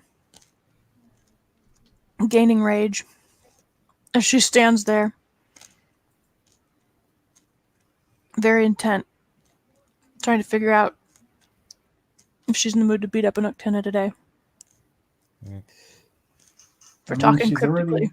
Her arm's already out of that sling, man. He looks at her, obviously seeing the irritation on her face, and simply said, "Would you like to know what we talked about?" Yes, she decides. And he nods, like, kind of looking at my face like, was it that hard just to say that? And he points in a direction, because I forgot exactly where. It says, so many kilometers that way. There is an old Uktena Sept, abandoned over the years. There are still locusts of power there that we researched about. There is also, as we come to an understanding that we can't traverse that area, there are umbral tunnels all over New York that my people and the Ratkin used to use. When House Gleaming Eye came to the Sept before, they sent a courier to announce to us that we were under siege. Are they intending, and now she turns towards Jacob, her eyes still fierce, to come by tunnel next time? Well, they can't, at least not easily. The information to travel those tunnels without getting lost or just sort of killed by the things that live under there is very, very difficult. Yeah, that last conflict sort of shattered most of Gleaming Eye's population. They're in no position to do anything, and well, not today.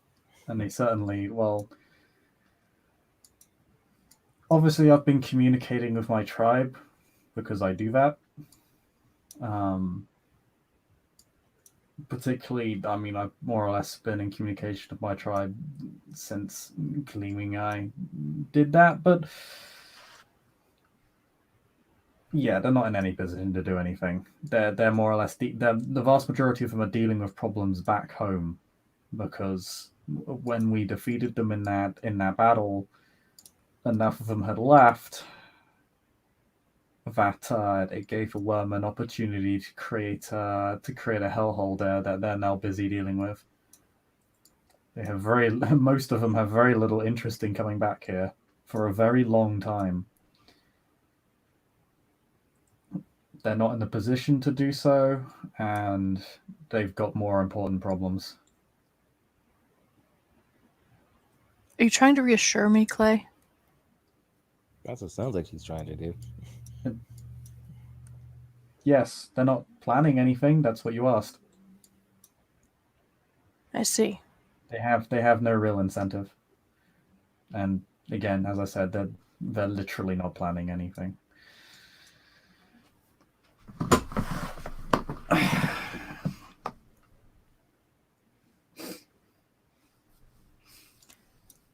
She glances back at Havika, nods, appears to be deciding not to smack a Nook 10 of the day. Glances at Jacob, frowns. Hey, I'm Wormfo. Oh, Wait, are you Wormfo? Yes, You're not Wormfo. I'm House Wormfo. Oh, a worm. Okay, I was like, no, I know we didn't do that. You're the Master Challenges. I got you. That is weird. Annoying. Thanks for being confusing. Text. Does he say I'm Wormfo? Yeah, he's like, I'm House Wormfo. I'm fine. She grunts. I was on the other side of the line.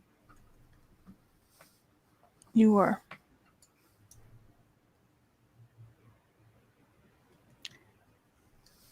You were.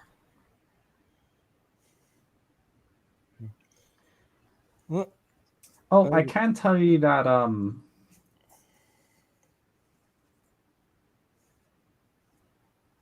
Miss isn't coming back to New York though, her personally. Can you? Yeah, I got in contact with her people. So everyone knew about the spy except me and Mother Larissa. Well, I made that call after I heard you chase. Well, somebody chased her out. I didn't actually know you chased her out. I mean, I heard all I you knew is that they chased her out. vanished, and that was very weird. I mean, I remember that we got the book thing deal done, and that's about all I got. The book deal.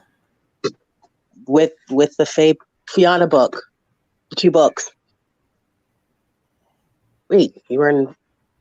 We had 2 books, and the peddler was telling us that there was a problem at one of the big libraries. We found out it was a book going to Blood Like Honey, and we found out that one of the books was Awakened. And I don't really know how that all turned out. I didn't pay attention to the latter half. I also didn't ask. That was like months before you told them the GTFO. Fassbender again is trying to decide if there's anybody she can punch to make herself feel better. Like, you guys can feel the rage like rolling off of her in waves as she stares between the 3 of you. Hey, Jacob then implicated in shit. He's a little I thought we implicated. talked about that at the moon.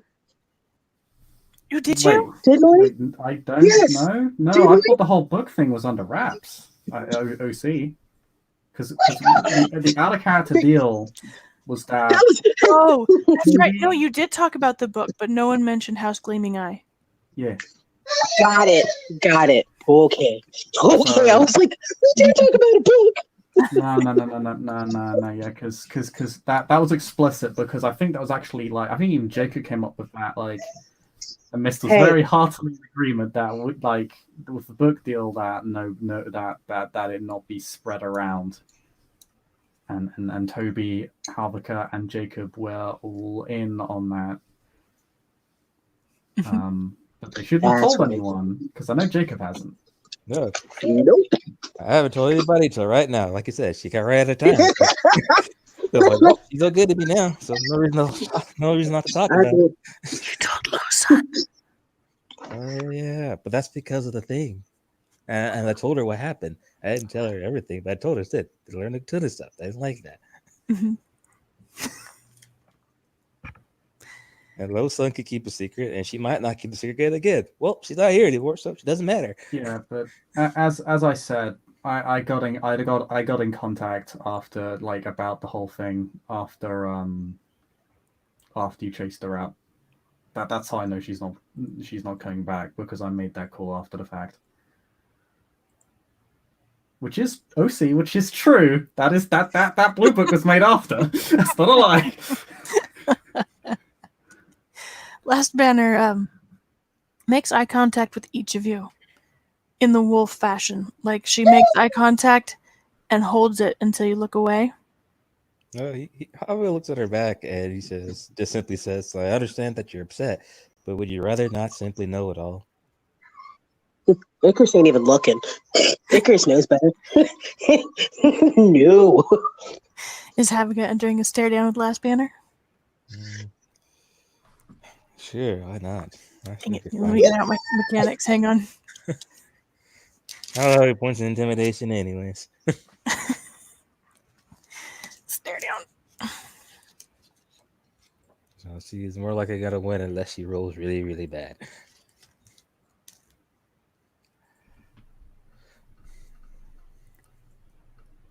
At least I don't think I have anything. A, B, C, D. Where is stare? Which I swear I did have points in it. Where is stare down? It's charisma plus intimidation plus pure breed. Did you have the page number? The amount of successes, yeah, I'll find it for you. The amount of successes you need to get is equal to your opponent's willpower.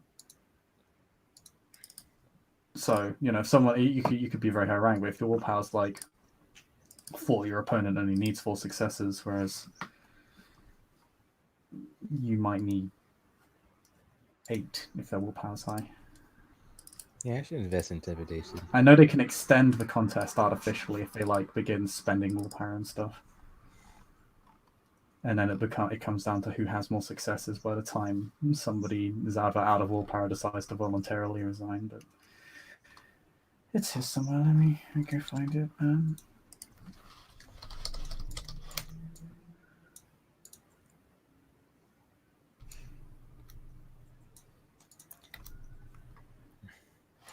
Page 1. Oh, is this the goddamn... Man, where are you? Yeah, it's this somewhere. God damn it.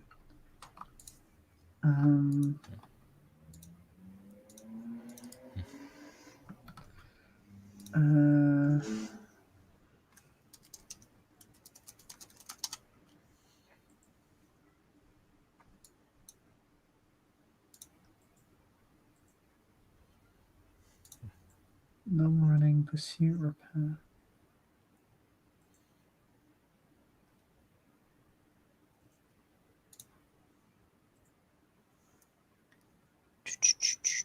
Werewolf.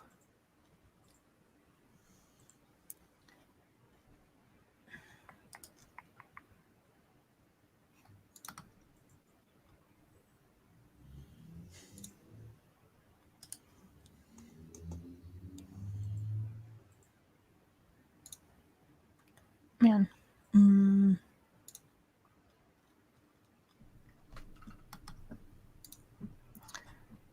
Oh, fuck. What does Control F tell you? Yeah, Control F's not helping at all. Intimidation. Yeah. This is annoying. It just brought up the gift.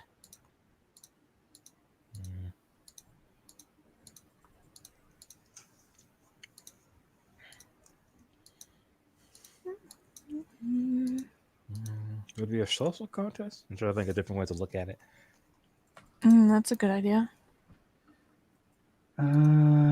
This is annoying. Face down! Face down! I found it! Yeah. It's on Where page is it? 277. That's a face down. Okay. Yeah. got Okay, so each participant rolls either charisma plus intimidation or their rage rating, whichever pool is higher, difficulty of the target's willpower. So, what is Havika's willpower? His willpower 7. Okay. Your diff is going to be 8. And she has how many dice? Let's see. Charisma plus intimidation? I have to use my rage because my Oh, rage which is plus 4. 5? Yeah, I'm wrong. Yep, I guess it is. And does pure breed count? Like, I don't know, like 10 and pretty. Oh, that's a great question. Yes, pure breed does count for this. Does her Man, set position grant her any bonus dice? Because she's the beta. That would probably. Yeah, I would was give giving her her quite a rank lot, I would come into think. play. Yeah. And I'm trying to decide if she's using her rage instead of her social dice. Does her pure breed count? I have to use my rage because I don't have any intimidation. You can still make a roll with intimidation. If your rage is higher than your charisma, then use your rage. But if your charisma is higher... No, they're the same. Okay. Let's see if I can find the bit about... Yeah, if 2 worlds of different rank face down, challenge difficulty of the lower ranking guard rises. That one for every 2 ranks of superiority. I'm sorry, say that again? Oh, yes, okay. So you are, I'm assuming, at least rank 3 or 4. She is rank 4. So yes, difficulty 10 then for me. Okay.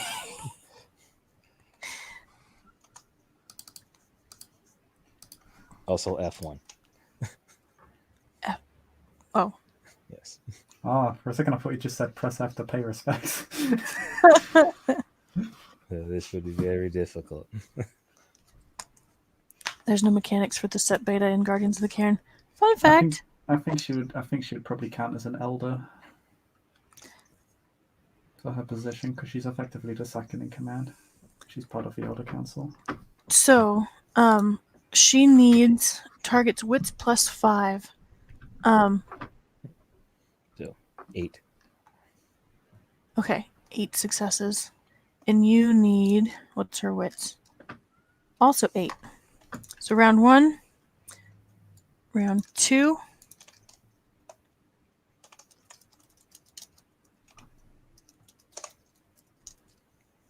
Poor Havika. Oh, this is a valid day. This is not something I'm supposed to win. Round 3. If I did, that'd be extremely odd. Yeah.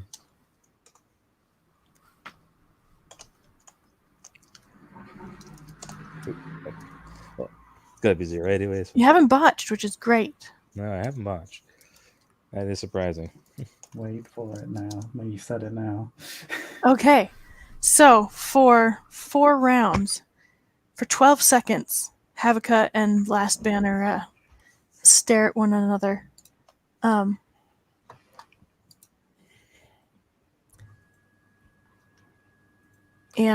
I'm checking really fast. Okay.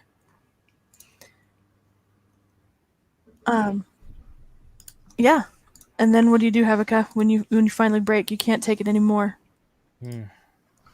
Hanukkah will stare at the will shift his eyes to the ground. Now I'm kind of scratching at his eyes, or scratching at the. I forgot the actual term for where the tear ducts are. Mm-hmm. Yeah. She turns and looks at Jacob. What does Jacob do? Sure, let's meet it. Let's go. Jacob's like, "Oh, you gonna do me like this, Solomon?" Okay, so what's his willpower? 8. Okay.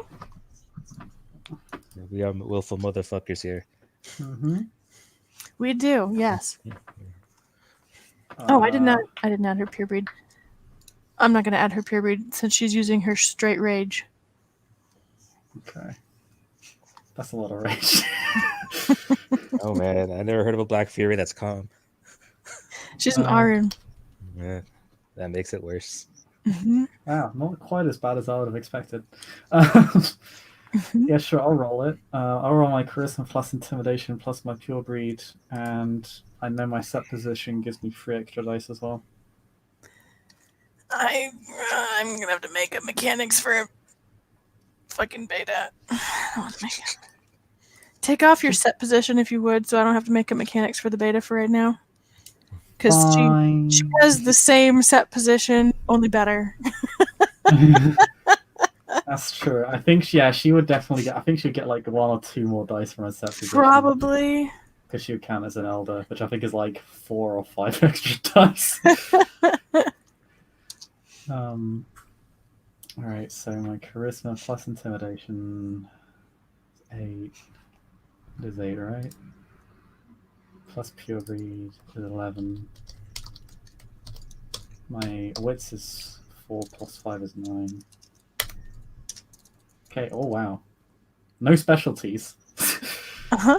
So, I don't think so. Okay.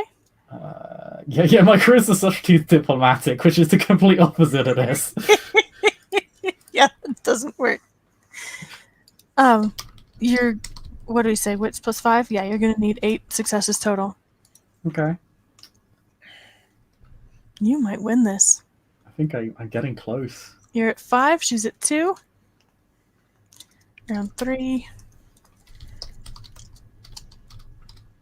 Oh, Oh! Dear. It's not a botch. It's not a botch. It's not a botch. I'm Okay. gonna spend willpower. Does the artificer make this longer? Because you're that stubborn about it? Don't forget to mark down that you've lost 2 willpower this turn. Yeah.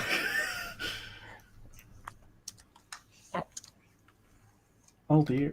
Oh man. Okay, we That's both her make 9. it. Was that your 8? I hit 8. Okay, so at the same time, they she's gonna cheat. Oh wait, no. I spend a gnosis and Just activate like a fury. lions. I spend a gnosis and activate lions thing. I win. There we go. Wait a minute. Just fight. You don't want that. She's punching somebody today, y'all. She's punching somebody today. I was like, lion, fuck do it. your I'm gonna thing, punch yo. somebody. Hang on, what's lines? Let me pull I up your can, sheet. if we draw on a social challenge, I can spend a gnosis to automatically win. The noble silver fan. Oh, that's right. Okay, roll initiative, and we'll see if you use yours before she uses hers. I'm not And going then down we without a drew. fight. What's my fucking initiative? Yeah, I look at those. She's ready to battle then. That's so funny. Okay, I only get 12. You probably won. Dex 7. Oh, yeah, she's an arm. She has a spirit of the fray. Yeah. I think she wins. Okay, I think she so wins. your it's diff 9 for her though to use this gift on you. Ooh. And it's charisma intimidation, which is a smaller pool than her rage. So hang on. The gift might not work. Oh, I'm so excited. 9F1. Oh dear lord. Oh no. Oh, it doesn't work. Oh. Oh man, she needs 5 successes. This is a shit gift anyway. What gift was it? Stare down. Oh yeah, it's Oh, terrible. that Oh, That's funny.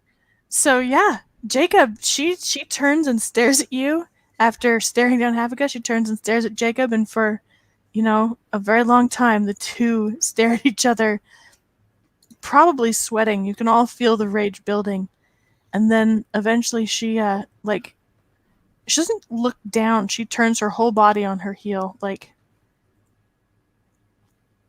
turns, and she's gonna make a rage roll. Stare down is a win more gift. Yeah, I know it's harder for her because she's a high rank and she needs more successes as well. So we should be Yes, fine. she does. You should be fine. It's a new moon. We're fucked. No, new moon. Yeah, my statement hasn't changed. 2 362. Wait for that thrall, baby. What's the diff? That's only for some reason she gets a lot of his successes on her rage roll. She I have not has seen anybody thrall before. a lot of rage. What is it? Where's the... She could be like, don't at me. Don't at me. Don't at me. Oh, man, I always have my failsafe when people attack me. Shroud fixes everything. Oh, Jesus. What's the modifier for rank? What rank is she, Afro? Yeah. Okay, it's +2 diff, and she needs also 2 additional successes. Oh, okay. So I think if it's a Newman, it's like difficulty 8 + 2 Yeah. is 10. Yeah. Still not putting it past her. 10. Because I just got 5. I got 5 10s in that one roll. It could happen. Nope. She doesn't frenzy. Her Okay. hands clench into fists, but she doesn't frenzy. Mhm. She says, "Do not keep secrets from me, you lot." And when she says that, Hanukkah tries his best not to laugh. He's just goes, Yeah, you guys shouldn't keep secrets. Shame. Shame. and then Hanukkah, if he says it, he looks at her like, "What totem do we recite to?" Consequences. Consequences. And yeah. And Are they saying this seeing out through loud? bullshit.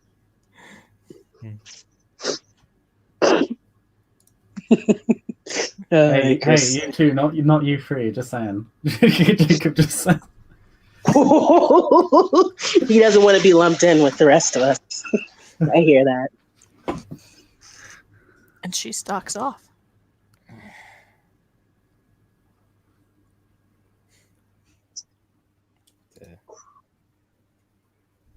Wow. Whew. I tell that story, but I wasn't watching. So Because Chris is like, really, it's better that I don't tell that story. Just saying. You lived.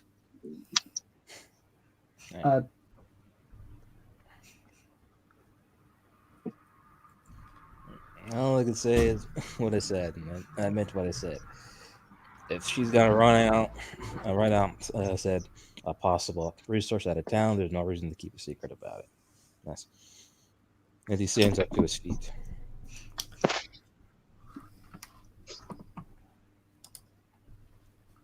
I can't say anything other than remember your promises.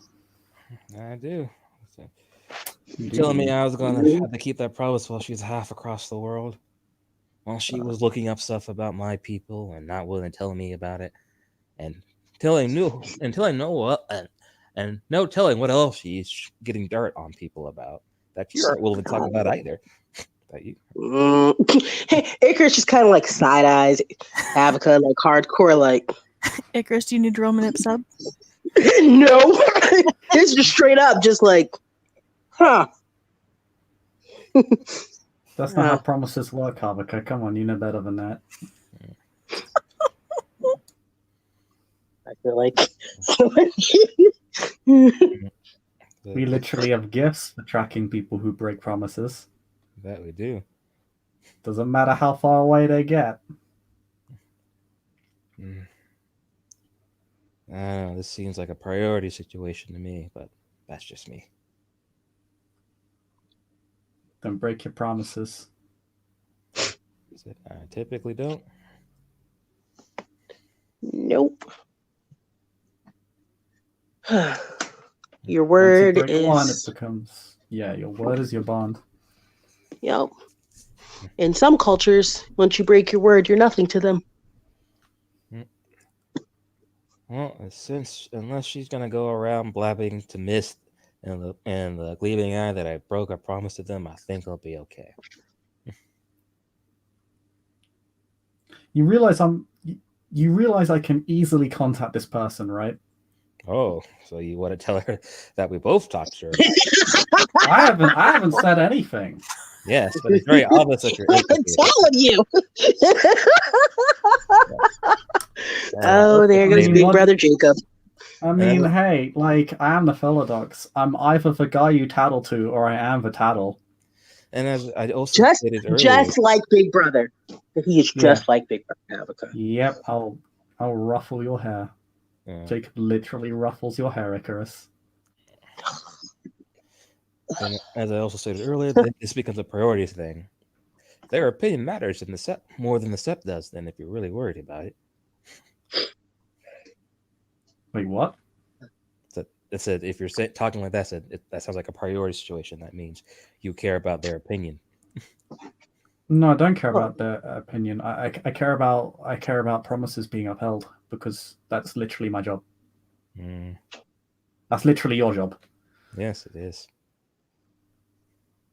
So why are you saying that breaking them might be okay? There's always exceptions.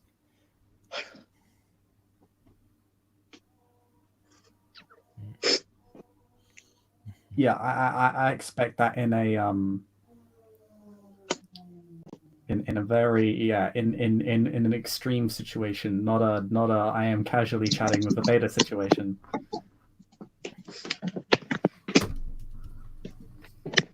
But yeah, I'm Does Jacob say that?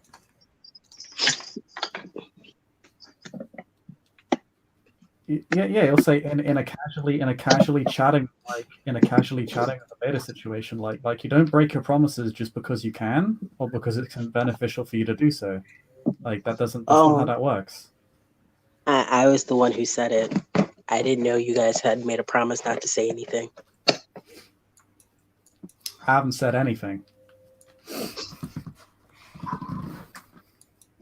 I'm staying well outside of the situation, in part because it involves a very unpopular member of my tribe, because that member of my tribe is member to a particular organization that once tried to murder all of the Sept. Yeah, everybody keeps telling me about that. I mean, I was literally on the front lines for it.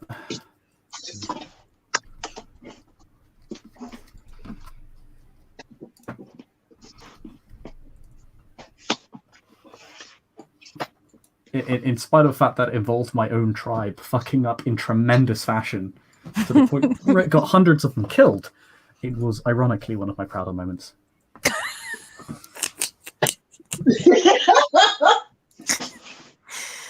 Oh, werewolves. But that is that. I think I'm going to leave you with that. Yep. Seriously, can consider that. Like,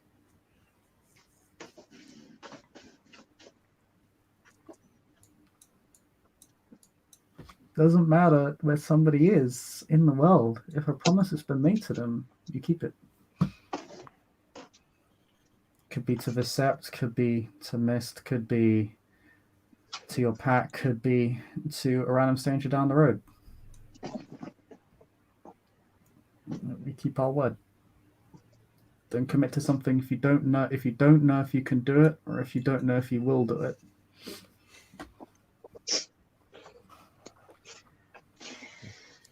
When he says that, there's he turns his head, and he doesn't look like he's in a bit of thought.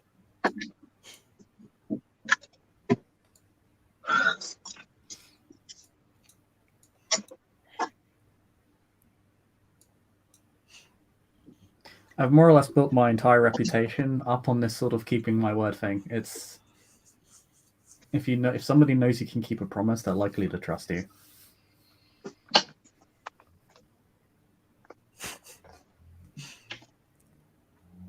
And on that note, the Stone of Scorn will be happening next week. Well, technically tomorrow. Shit, that's right. It's tomorrow. Oh my god, it's Sunday already. You're right.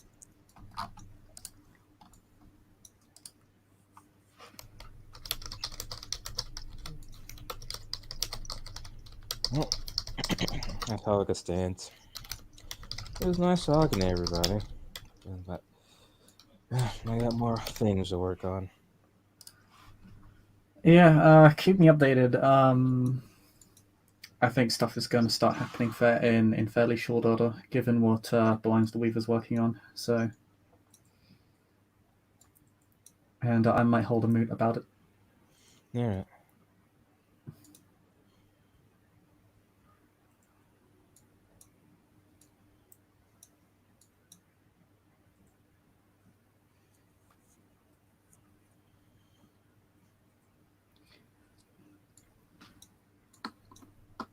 Does Jacob have anything else for Icarus? Does Icarus have anything for Jacob? Thumbs up and a hug. What? You said a hug? Thumbs up and a hug. Aw. You get a hug, Icarus. Do you accept the hug? Icarus looks hella skeptic. You do know I feel pretty cold to the touch. You're cool with this, right? I'm just asking. I don't want you freaking out on me suddenly. Look, I've hugged significantly more creepy and dangerous things than a guy who has a cold. I accept this. Then Icarus will totally step into the hug. Welcome to Clifton.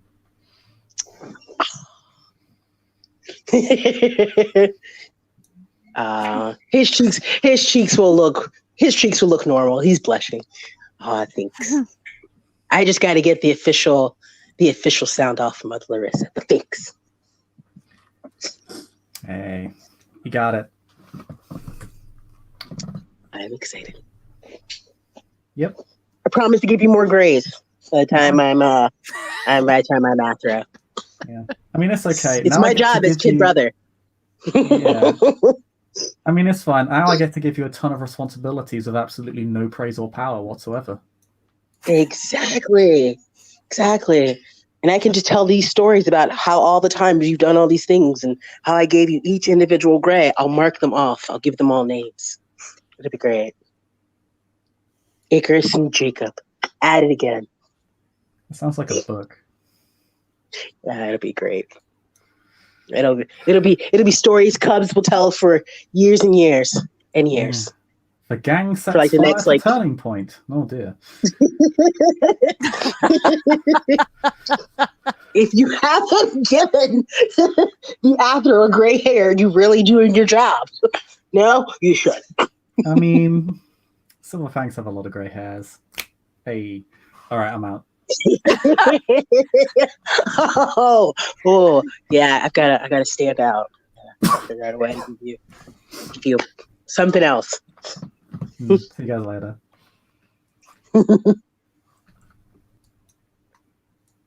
All right. Is there anything Habakkuk and Icarus want to talk about, or can we go ahead and end the scene there? I think it's good. We can cut it. We're good. All right. Thank you, Post, for playing. Thank you, ST, for STing.